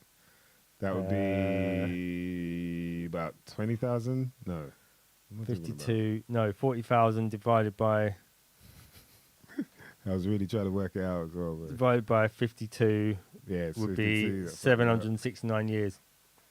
So you got a long time if you don't win. 40,000 weeks. Yo, that might as well be the cryptocurrency, man. That's proper. If that ain't a pyramid scheme, boy. Like, yeah, just make sure you're first. That's all you got to do. Make sure you're first. Make sure you're the one setting it up. Yeah. Oh, I can't believe it! I won the first week. Me. Oh, guys, you know what? I'm out now. Yeah. Oh, no, it was so stressful doing it. I just, wow. There's me with 20,000, boy. I fucked up. Oh, Tom Arnott said there's the Throne Pound and the Stroud Pound Oh, is it? as well. Stroud Pound. The Stroud Pound. See, these are. I think these might be the little steps that people are. You know, The only one you don't want is the Soho Pound. Yeah, That's Soho, painful. Soho Pound. You might be having them alien wet dreams, boy. You know what I mean? Careful down there, boy. Wah. Yeah, exactly. Space is right, man. How you gonna have David Bowie on the front poster for the future? Huh? They were just trying to use the name. You know how it is. That's what they do, man. Use people's faces and likenesses. Hey, come join us. What I'd like to know is who's behind that. Whose idea is it to do the Stroud Pound and the Brixton Pound? You know, are they on the right side or the wrong side? That would be good to know. The £5 Brixton, the B Pound 5 features Luol Deng, who's a British professional basketball player who plays at the small forward position for the NBA's Miami Heat. And then we've got Is he from Brixton? Yeah. He must have been So it's actually nothing to do with the Crown then. No, it's private. Wow. Privately owned bank, I suppose. Yeah. See, I thought that it might still be, it was just kind of an ode from. But yeah, that's interesting. Then we've got the B20 pound featuring Violetta Szabo, a World War II French-British secret agent. So she helped kill a lot of people. Yeah. So you put her Boo. on there. Boo to her. And then the Brixton, the Jeremy Deller edition, which was designed by Turner Prize-winning artist Jeremy Deller. Psychedelic as fuck, boy. Psychedella. Jeremy Psychedella, boy. Look at that one. That'll give you nightmares, boy. That's what the alien look like, babe. That's what the alien look like. Look like that. You left me Big £5 finger. under my pillow. He's like the the root fairy. The root fairy, boy. He had a glowing finger instead of a glowing wand. Kept talking about phoning home whilst he was doing it as well. The Stroud pound. Let's have a look at that. The Stroud pound. Stroud pound, bruv. How much you got? Boy, I got a couple of Stroud pounds. You get me? Imagine back comes, hey, bruv. Someone can't drive by a drawer off me, yeah? You give me some Stroud pound. You come with the Stroud pound. He's like, bruv, it's worth, trust me, it's worth £20. It ain't. The scheme like, is the third local currency scheme introduced in England in recent years after the Totnes pound and the Lewis pound. See, typical. Wow. Missing out Brixton. See it there? That's your PIE in your dictionary. That's your Proto-Indo-European there. Miss out Brixton. But Brixton might have been a bit late though, innit?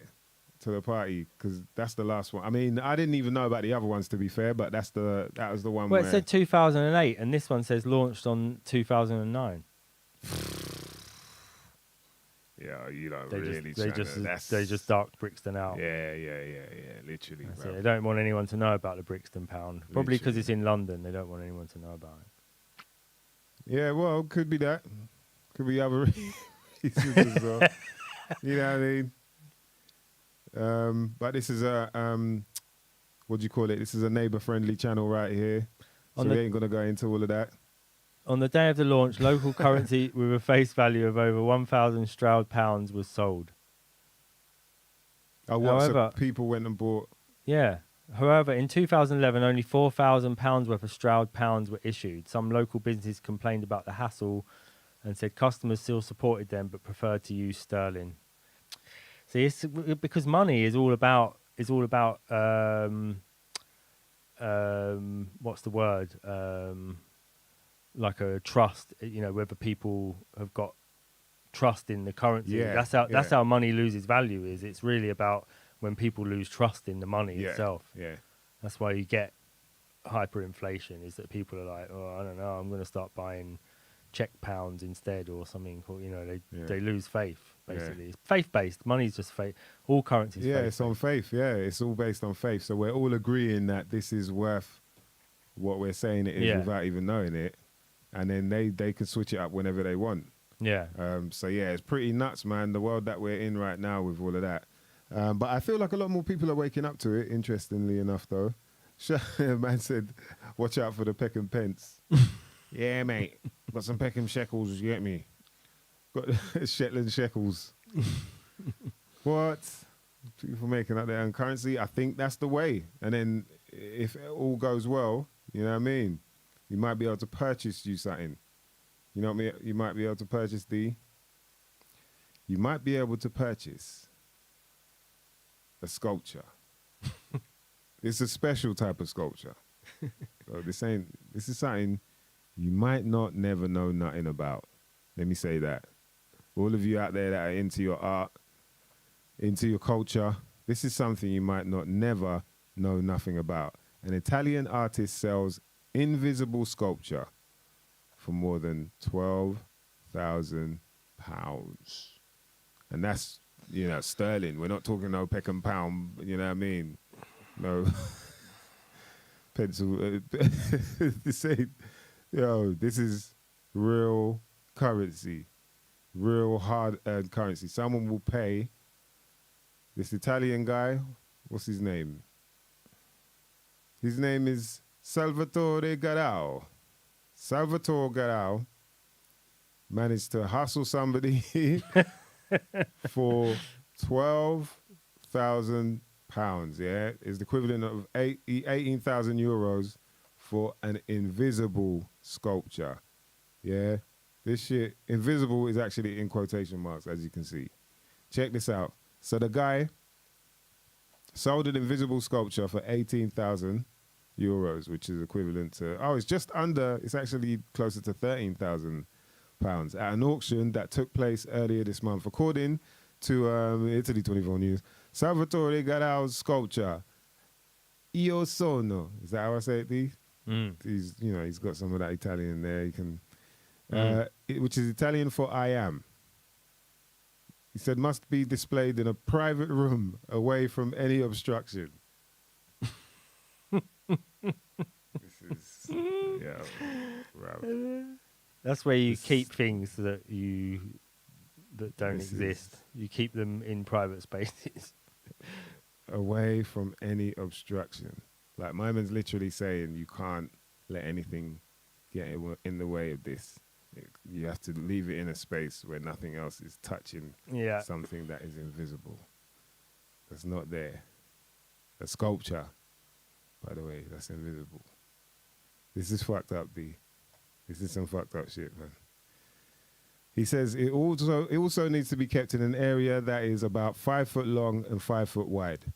Lighting and environment control are optional due to the fact that no one can see the work. Lighting and environment control are optional due to the fact that no one can see the work. I can't get whether they're trying to say no one's allowed to see the work or no one can actually see the work because it's invisible. Yo! Mohammed says, all right, so they say Garau has attracted criticism over his claim that the sculpture is immaterial, meaning it either doesn't exist or exists only in the mind of its creator. The 67-year-old has defended himself by claiming the sculpture is more like a vacuum. The vacuum is nothing more than a space full of energy, and even if we empty it and there is nothing left, according to the Heisenberg uncertainty principle that nothing has weight, nothing has a weight, therefore it has energy that is condensed and transformed into particles that is into us, he said. Yeah, that was his way of explaining some fucked up shit that he's done. That was him trying to repent for his sins right there with that fucked up sentence that didn't really... So he says, after all, we don't give shape to God we have never seen. Oh, to give shape to a God we have never seen, he asked. So he's trying to say this thing he's made. He's thought his bullshit through. He hasn't. He's not just answering on the fly. He's sat down and thought about this one. Yeah, he's calculated it. He's memorized his answers. Yeah, it's a good answer. It is a good answer. If you believe in bullshit, if you're just like a bullshitter, that's a really good answer. We don't give shape to a God we've never seen. You've never seen? We don't, do we? Hey, well, hey. Well, funny hey? enough, there's then the he's Buddha like sculpture. So, the Buddha. And so last week he displayed another invisible sculpture titled Buddha on Contemplation in the Piazza della Scala in Milan. And yeah, you can go see the video, but the video, it says, now it exists and will remain in this space forever. You do not see it, but it exists. It is made of air and spirit. Very strong spirits. Probably, what do they drink over there? grappa. Yeah, grappa. Di Saronno. Maybe some vino italiano. Cinzano. Some Cinzano. Chianti, eh? Jeez, bruv. People can do that shit now. Hey, you can't knock the hustle, man. You know what I mean? Who taught us that shit? You lot's favorite rappers? Can't knock the hustle.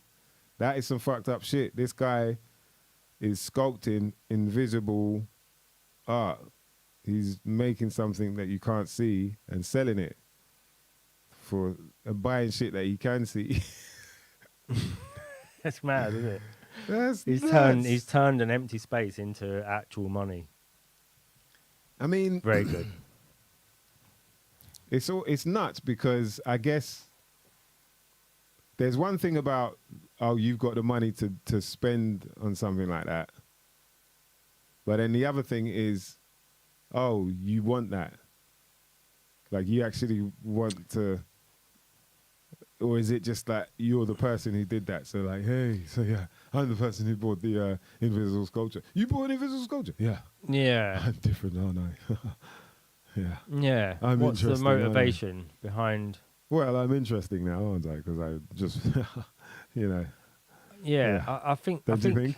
I think that's surely what you're doing is you're trying to find things to replace the things that you don't like. If You're trying to fill the hole. You're trying to fill a massive void in who you are, spending loads of money on things that other people can't. It's literally the Emperor's New Clothes. Yeah, literally. That is the story of the Emperor's New. Now he's going to go and display that to somebody, and he'll go, look how wonderful it is. I paid this for it. It's wonderful, isn't it? And then a small child will go, there's nothing there. Yeah.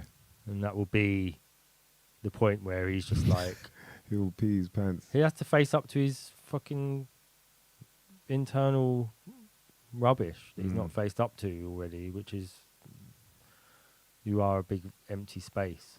Yeah, like nothing going on with you. They made sure that they didn't mention who bought it, obviously, because Yeah. in case someone tries to rob that sculpture, and that, they'd be like, "Oh, wow, is that how you lot are going on?" Do you think you could? What would you put it in? You'd have to say a big van. Right, someone could actually say they stole it, and then they'd have to prove that they didn't steal it. They'd have to prove they still got it in their house. How would you sell it though? You wouldn't be able to go, "Yo, I got this invisible sculpture." People like, maybe you could just cut it. That's my man's invisible sculpture. Maybe like. you could cut it up and sell it in small pieces,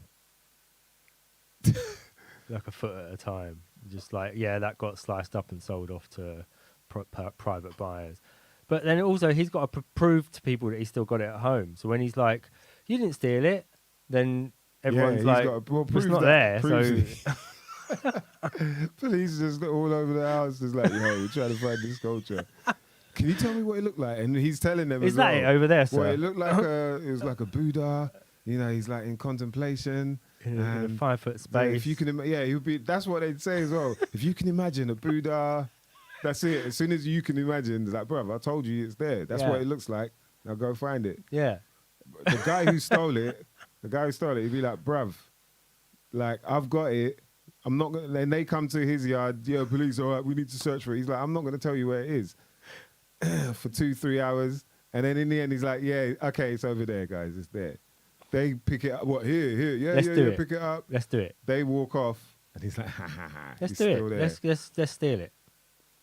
Let's send him a video with proof that we've stolen his statue. It. Yeah. It's just down to the power of imagination. If you've got a more powerful, you can convince him that you've stolen it, because someone's convinced him that he's brought it, which means that he's very weak-minded or easily influenced or something. So I'm sure that someone could easily influence him that he's now lost it again. Yes. And then just send him a video with balaclavas on, so where you stupid, go, bro. "We've got your valuable piece of art. It's here. Look, use your imagination."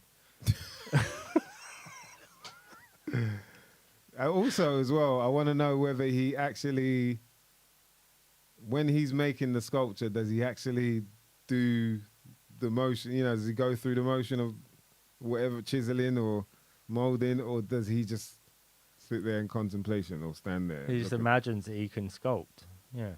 And does he always see it exactly the same when he's moving it? When he's like, "All right, I better take this over to the auctioneer and make sure clean it up." But all the way around, like when he goes to the auctioneer and the auctioneer is like, "What is it?" And he goes, "It's Buddha. Can you see him?" And he's like, "Oh yeah, he's lying back." And he's like, "No, he's not. Yeah. He's sitting cross-legged." And then the auctioneer's like, Oh, right. Okay, that's his leg. Oh, right. Yeah, I saw him lying back. And then the guy who buys it, and he's like, "That's brilliant. I love his jade eyes." He hasn't got jade eyes. He's got blue eyes. Oh yeah, He buys it, and then the guy who sold it is like, he didn't know that the arm was broken. Yeah. He didn't know the arm was broken, boy. That's fucking lucky, man. That one, I was sweating. I was sweating, boy. Oh, I got away with that. I got away with selling that in the end, even though it's broken. Gleam says the police. Shut up! You're imagining it.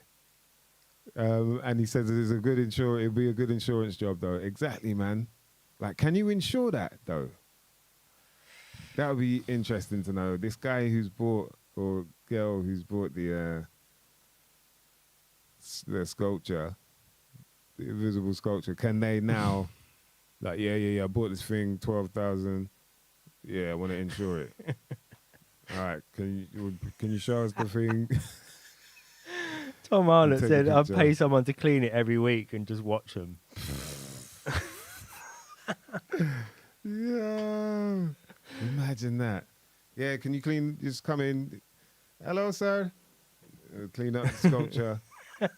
Okay, so which one is it? She gets the feather duster out. You're not going to need that. You're going to need to imagine the biggest feather duster stand there you've ever imagined. Yeah. It's a 12-foot feather duster to clean this. No, where will I get one, sir? Whatever feather duster you'll find it wants. in your mind. Yeah, you find it in your mind. That's it. Whatever size you want, baby. You just dust away. How big is it? However big you want it to be. Okay. She gets a chair.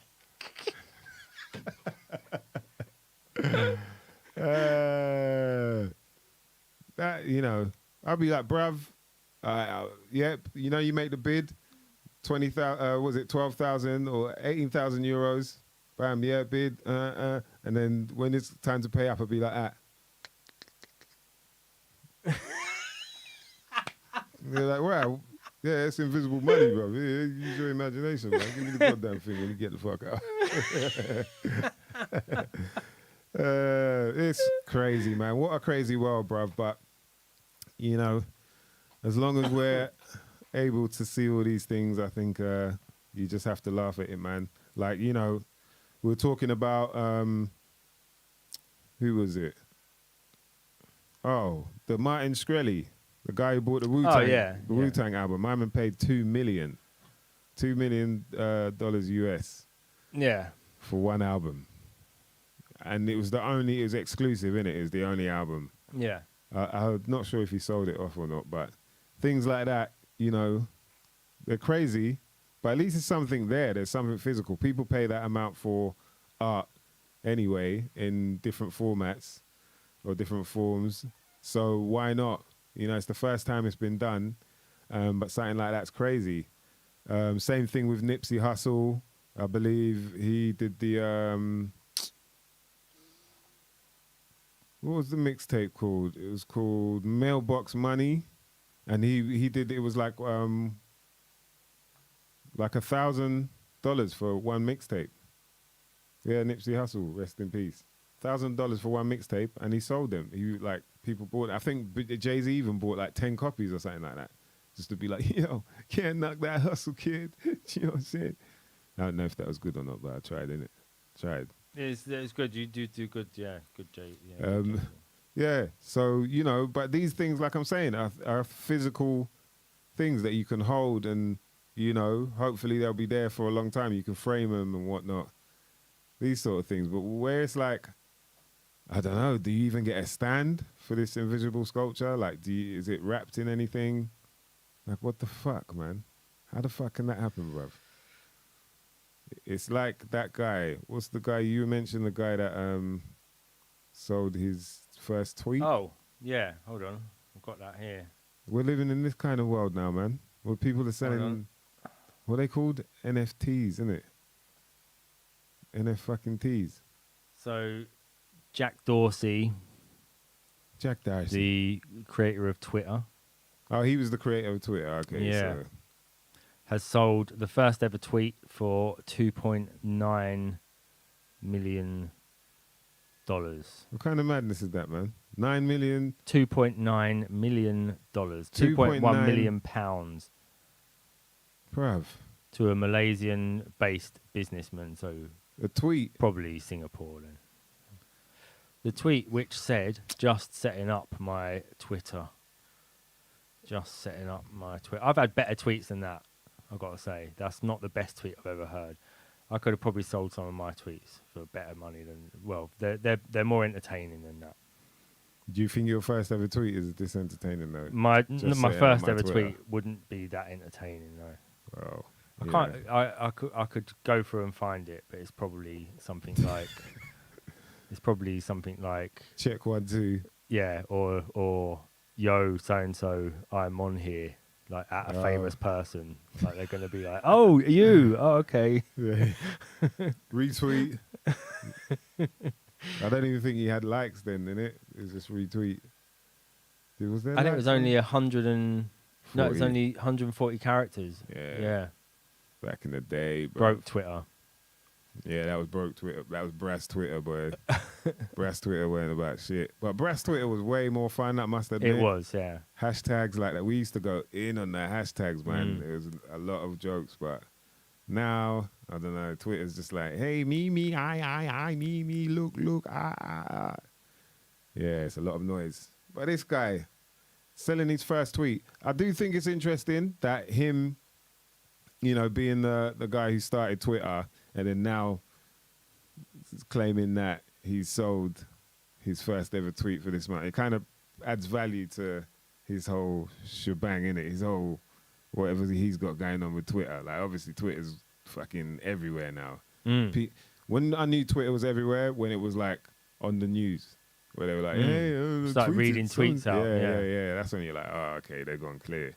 Like everything, it's been part of everyone's world like it's normal. You check your email, check your Twitter, you know. And the BBC and the news people started using tweets as well. They started showing it on screen in probably about 2013 or something. They started saying, you know, so-and-so reported, so-and-so said on Twitter, or so-and-so reported on Twitter, or, you know, and they would show the tweet on screen. And then that started becoming a thing. It says the tweet was brought using Ether cryptocurrency, a rival to Bitcoin. So this is just a fucking scam. This whole thing's just a pyramid scheme.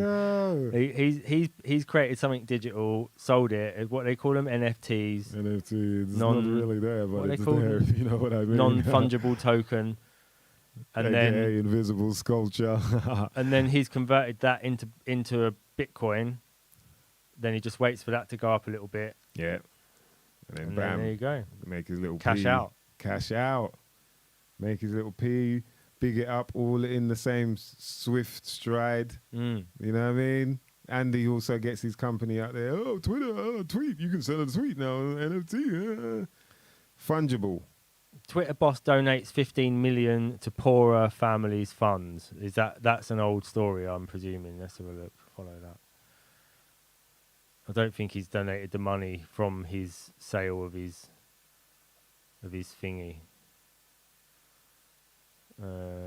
So for fungible. UBI, he's donated it to try and bring in UBI, which is even more dangerous than the Bitcoin, universal basic income. Stay at home, don't work while we let robots do everything, and then we wipe you out when you're just basically these people who just like Wall-E type people. Yeah. That's it. It's Wall-E, innit? With the and they just like, ooh,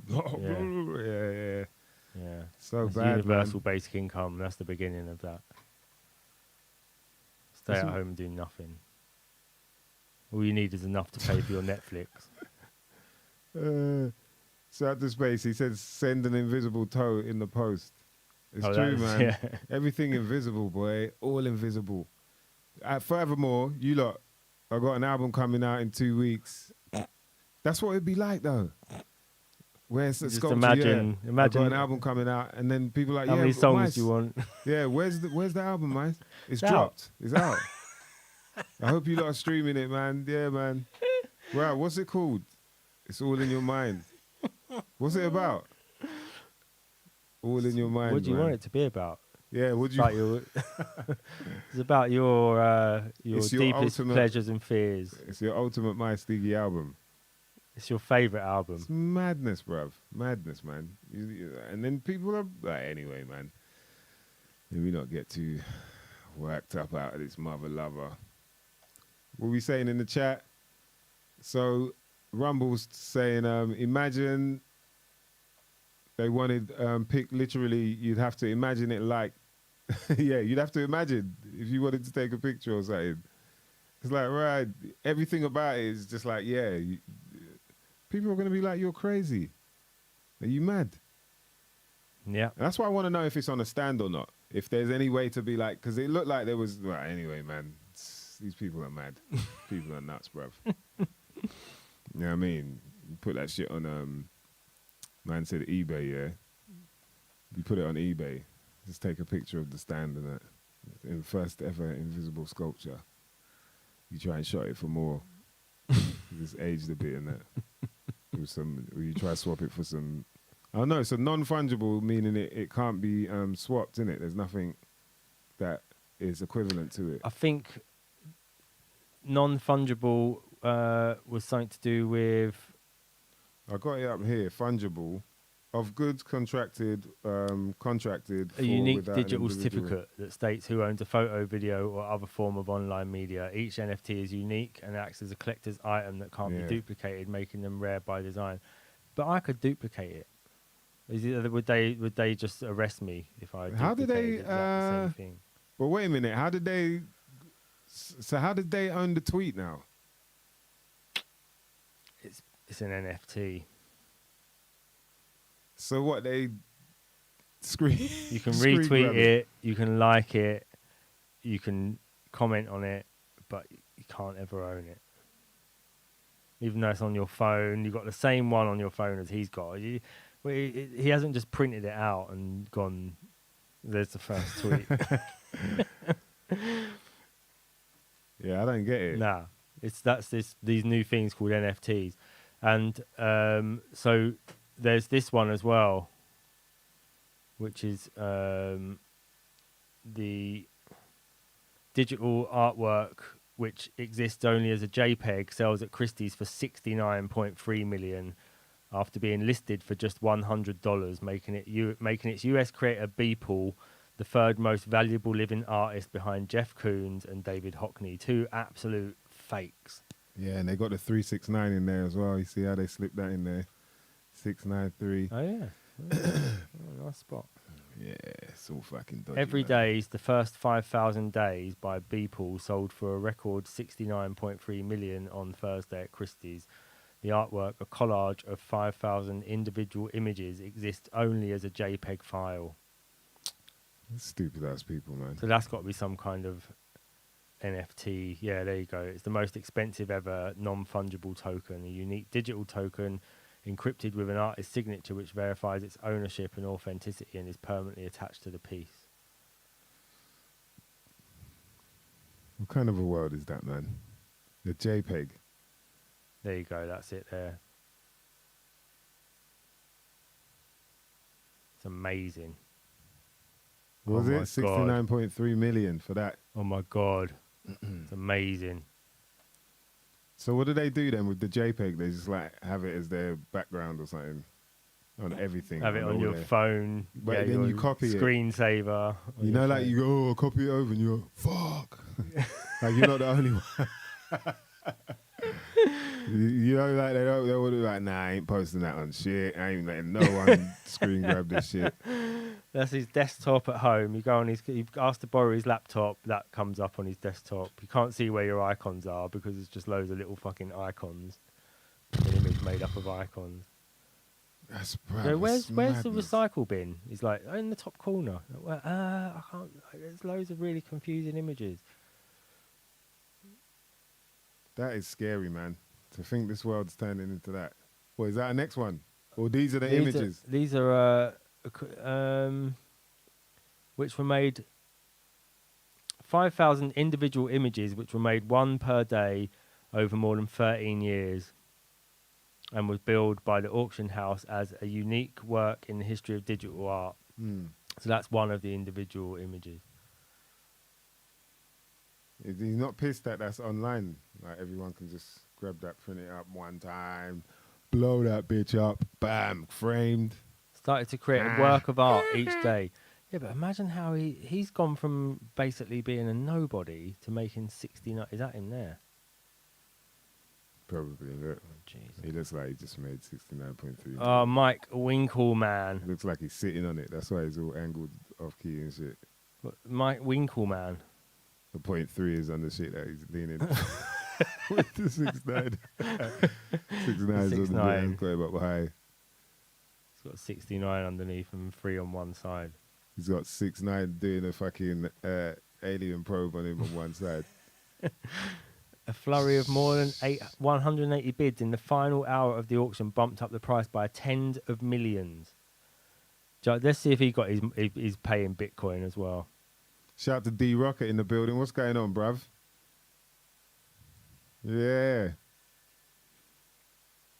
What? OFB Bitcoin. It's a group from North London. They've got their own Bitcoin. See, this is what I'm saying. A drill crew from North London, they've got their own Bitcoin. How does that happen? How does a drill crew off the streets all of a sudden get, you know what I mean? Like, there's some infiltration going on with all these youths. Like, I feel like this whole drill thing, and honestly, I feel like with, you know, the rap world in general, whether it be trap, but, you know, what they call hip-hop, I think there's a lot of weird shit going on of late. But I need to do more investigation on that before I start going crazy. Shout out to Craig. Yeah, but Craig's in the building. Let me just look these up. OFB. OFB. Bitcoin. Man Deep, said man. OFB coin. This is from Reddit. From Reddit. Yeah, man. All this shit it's almost like I guess they're trying to like turn it into this thing like, oh, you can make a lot of money from this. You can become rich. You can do well with this. And so people are like, yeah, jump on it now before, you know. So everyone sort of jumps on it, not realizing. I feel like not realizing they're jumping off the boat. You know what I mean? Into another now. This is a whole nother world where, you know, literally everyone knows, man, your battery might run out. You know, I don't know if it can happen or not, but people talk about them unplugging the internet. Like, what if the internet goes down? There are all these things that, and then even worse still, what's his name? Your boy Schwab, Klaus Schwabel. My man's talking about Another drill rapper. Another drill rapper, Klaus Schwab. Klaus Schwab. Yeah, my man's talking about, oh, it's inevitable there will be a cyber attack. You know, like giving you the bruv. And everyone's jumping on this shit. I don't know, mate. I don't know. Yeah, so it's interesting that some group off the streets now are pushing this thing, because that even more sounds like, you know, they're trying to get everyone on this whole digital currency thing. Fuck that, man.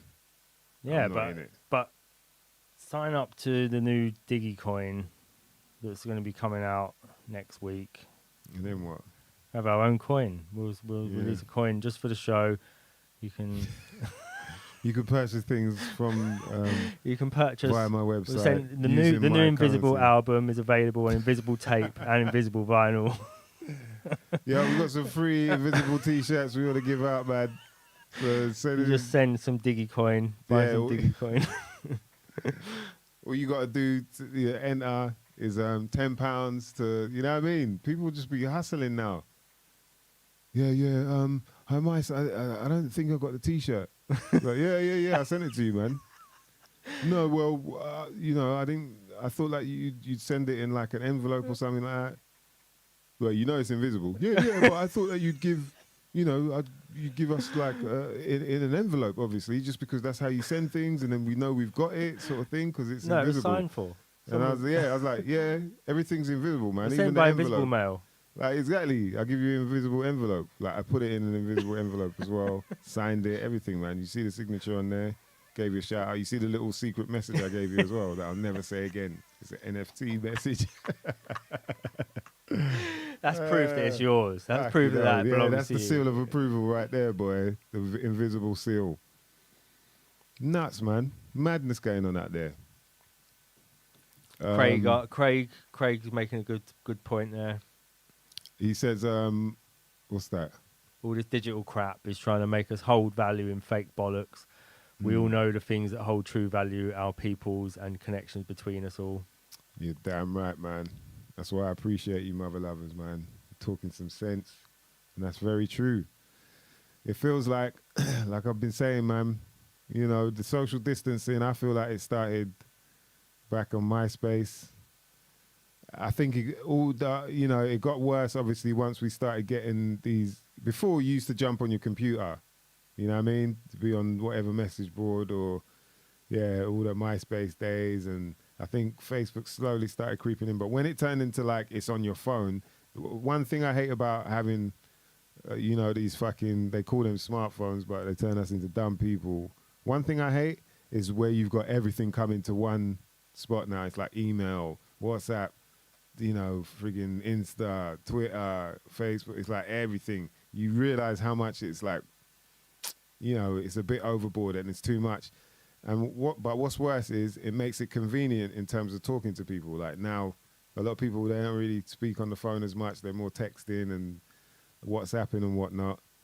And I feel like it takes away from, to go with what Craig's saying, it's almost like it takes us away from being human and communicating like we're supposed to. And that's the part where I feel like, that's the social distancing right there. They call it social networking, but it's actually quite unsocial because we're talking to each other and not really like feeling any vibration off the back of that. You're just reading these words and then getting confused as to whether they're jokes or they're or not, and all these different things. And then, all these kids now, they find it awkward.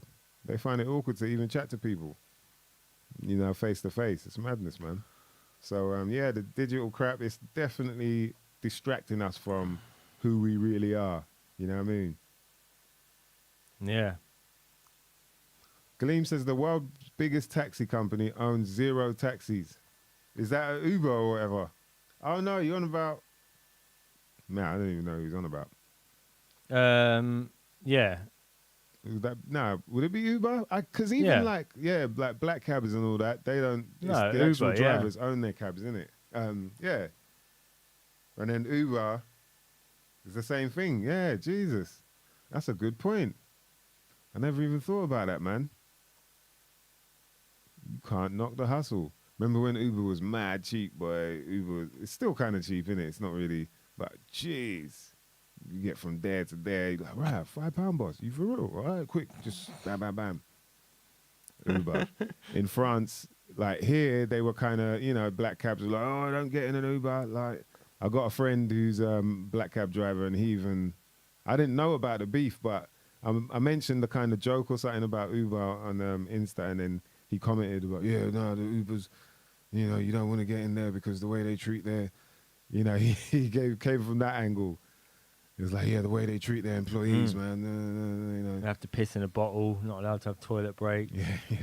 They can't roll the windows down. So he, and then I was like, oh, right, there's a little beef between, like cab drivers, normal cab drivers, and then Uber. But in France, they don't play around, bruv. Them lot, the cab drivers out there, they were like, bun the Uber drivers. They tipped over one car, Uber car, the Prius, and set it on fire. Like, they weren't playing around. They was like, bruv, if you lot going to try and take over our territory, what's this? Mon frère. Yeah, putain. Yeah, man. They weren't playing around. So what's that? And the world's biggest retailer, Alibaba, owns no stock. That's deep as well, man. Yeah. Yeah, Jesus. So everyone's running invisible businesses. Airbnb, they own no hotels, and he's saying they're the world's biggest accommodation provider. That's fucking interesting, man. Well spotted, Gleam.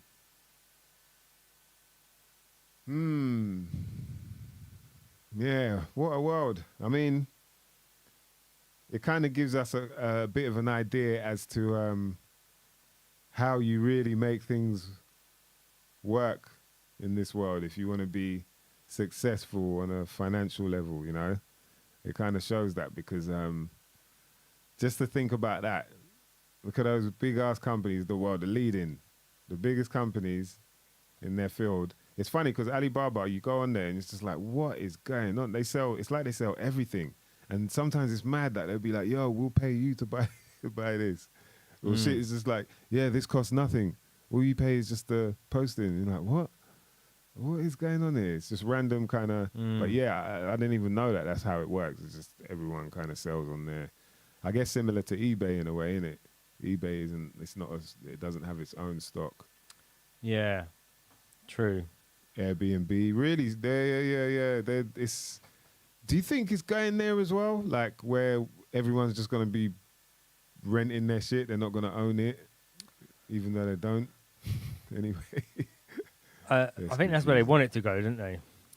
It's like they want that's people to know. That's what the 2030, yeah, the Great Reset stuff is. You'll what is it? You'll own nothing and you'll be happy. You'll be happy. So it's like they want they want us to now know that this is the case. Like at the moment, you know what I mean? People think they own whatever, but they don't. It's like if you don't own the land, then you probably don't own the house either. You know, and you're the registered keeper and all that stuff of the car. Yeah. But then now they want to. So people don't know, but then now they're openly kind of. They're going to go. By the way, you didn't read this. You never owned all that. Yeah. You never owned it anyway. Yeah. You know. But Moss Brothers have just started. They're the first company to do clothes rental.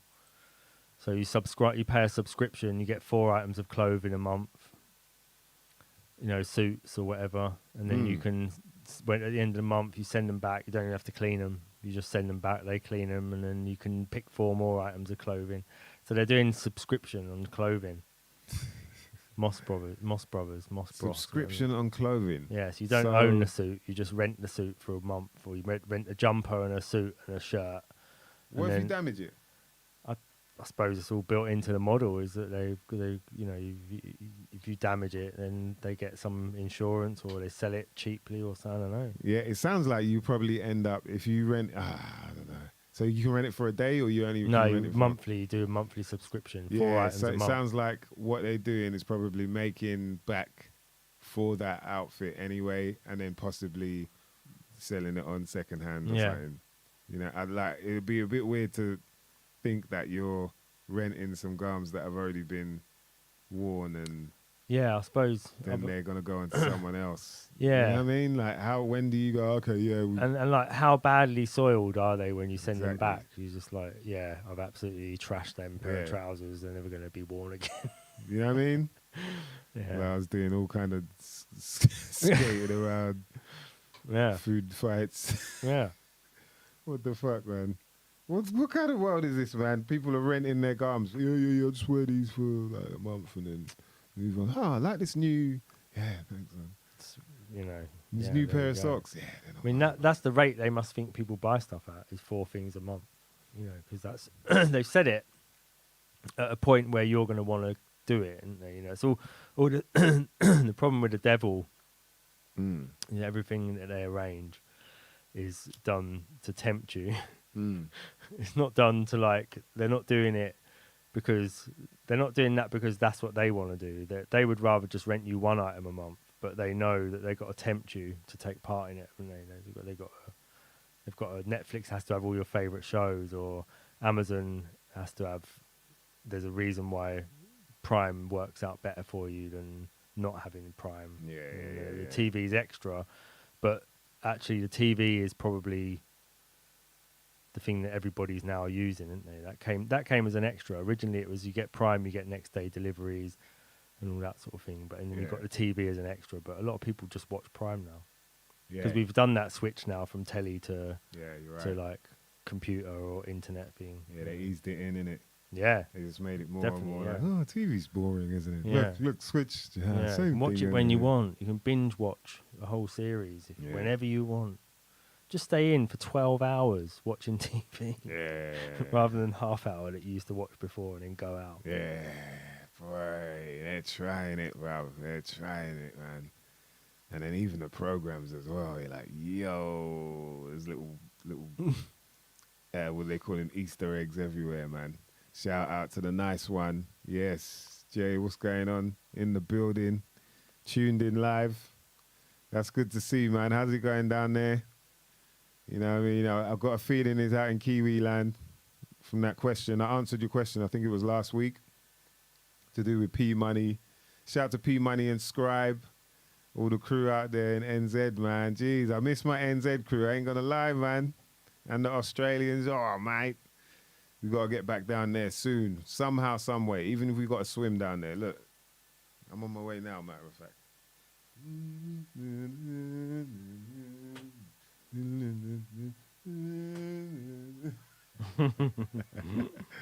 Yeah, man. You're live right here. Myself, Mice Diggy, my brother Dan DNA. This is something you might not never know nothing about, the podcast right here. And we'll be, how long will we be going on? Nearly 2 hours, isn't it? Yeah, 2:23, including the videos at the beginning. 2:23. Jeez. Yeah, I think that's probably about time to wrap it, you know. Yeah. 2 hours. We managed to get on Twitch as well. Shout out to Son of Noise. Yes, man. Son of Noise UK and More One. They were on the Twitch stream. As you know, mother lovers, we are building this up on our way to try and do something, you know what I mean, for all the people out there that need it, because damn sure we need it, boy. I'm going to be chatting to a few other artists, of course, and a few other interesting people, man, because I think it's definitely time that we start expanding our minds and, you know what I mean, thinking about how we can get ourselves out of this crazy matrix in some form of way, you know what I mean, to where the future looks a lot brighter than it seems to be looking right now. Yeah, and so Gleam, he's right, man. He said all it takes is for one rich man to put value in nothing and others follow, hoping for the value to rub off on them. It's true, man. The rich man waits for the masses to subscribe and pulls out to stay rich. That's exactly it, man. And another thing as well is like wealthy people, one thing they do is there's a quote which is own nothing, control everything. So they work in the private world, you know. There's like a whole world that we don't know about, and where it's like you can work, you know, when people change their name and all that, your legal name and whatnot, but you can work in the private where it's like you own it, but you don't own it in legal sense. So that way you can't be taxed on it. And so there's a lot of people that do all that. All them people that people complain about. I think it was Jimmy Carr, and there are people that are like, oh, they dodge taxes and that. We're all meant to be doing that, bruv, because it's almost like it's a game. And unless you know how the rules or what the rules are, you know, you're going to be stuck with. You know what I mean? We're going to be the pawns out there on that board. So, yeah, we got to sort that out. But listen, Gleam says, oh, what's that? Do you get a couple of gigs bandwidth with the suit subscription in case you add a few pounds? Shoka. Yo, peace out to everyone, man. I appreciate you lot locking in. Nice one, James says, I've got tuned into last week's episode. I'm actually from the UK. He said he's from the UK and he just checked hip hop from everywhere. Wicked, man.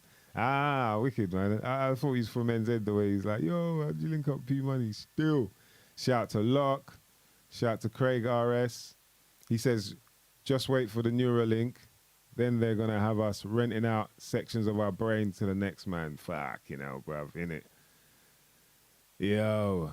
Peace to Locke. He says, nice conversation that flown by. You're damn right, bruv. It did fly by, man. Appreciate you lot, man. And I'll see you lot next week. Make sure you share this if you can. Get people to subscribe. Get more people involved. Because I want to, obviously, I want to build up the channels, you know, and the views and whatnot, so that when I ask people to get on, they don't feel like they're just doing me a favor, and you know what I mean? But obviously we got to get it to a certain space. But right now we're just building in terms of the setup. As we told people, we're going to do our best to step it up every week. And so this time around, you see we got a little green screen going on, you know what I mean? We just got to work out the configuration right around here. We'll get that sorted though. Shout out to Farmer Flaves with the baked buds. They help you get to sleep quite well, actually. Shout to all the crew. Who else is that? What does that say? That says, oh, that's the restream thing. Craig RS. Space. Get some gigs sorted in the Netherlands so I can check I think he means My Stiggy there. A My Stiggy set with a fat spliff in hand. Yeah, Shouts boy. from Amsterdam. So right. maybe, Craig, you can organise some shows in Amsterdam. Yeah, man. Shout to Optimistic Junglist. You just tuned in, man. But yeah, we're about to be out. You know, we did a little 2 hours and a change. And we don't want to, you know, take up too many people's time when it comes to this. We're getting into Thursday now, which means the weekend is just around the corner, bitches and bitchettes. So that means it's time. Hey, parties, man. When are the parties starting? Like, what the fuck, man? I'm wondering if it's like, okay, are people waiting for like 21 gun salute and then we're allowed to just do things as normal, or what? Or are we just going to build it into this forgotten future? Because it is nice out. It's not like we haven't got the weather for having parties. You know what I mean? Yeah, I think you're gonna. A lot of people are still gonna be on that thing of like being a bit cautious about things before they start taking steps out, and then before the next variant gets them, then there'll be another variant. Yeah, I went out today and it was empty out. People still shook in it. They've just announced in Kingston that there's a variant on the loose, so nobody was out. Serious. Very weird. Yeah. Wow. Shout out to More One. Yes. If you have nightmares about the alien probes space, don't tell anyone, mate. I won't. Good night, ladies and gentlemen. Thanks for tuning in, man. Oh, there's an eclipse in the morning. Shout out to Ken F. Eclipse in the morning. I wonder what time. Is it an eclipse of the moon or an eclipse of the sun? Who knows? But we'll find out soon. Anyway, I'm off to go swim with the wonderful fish. I used to hang out with this turtle back in the day, so he's cool with me.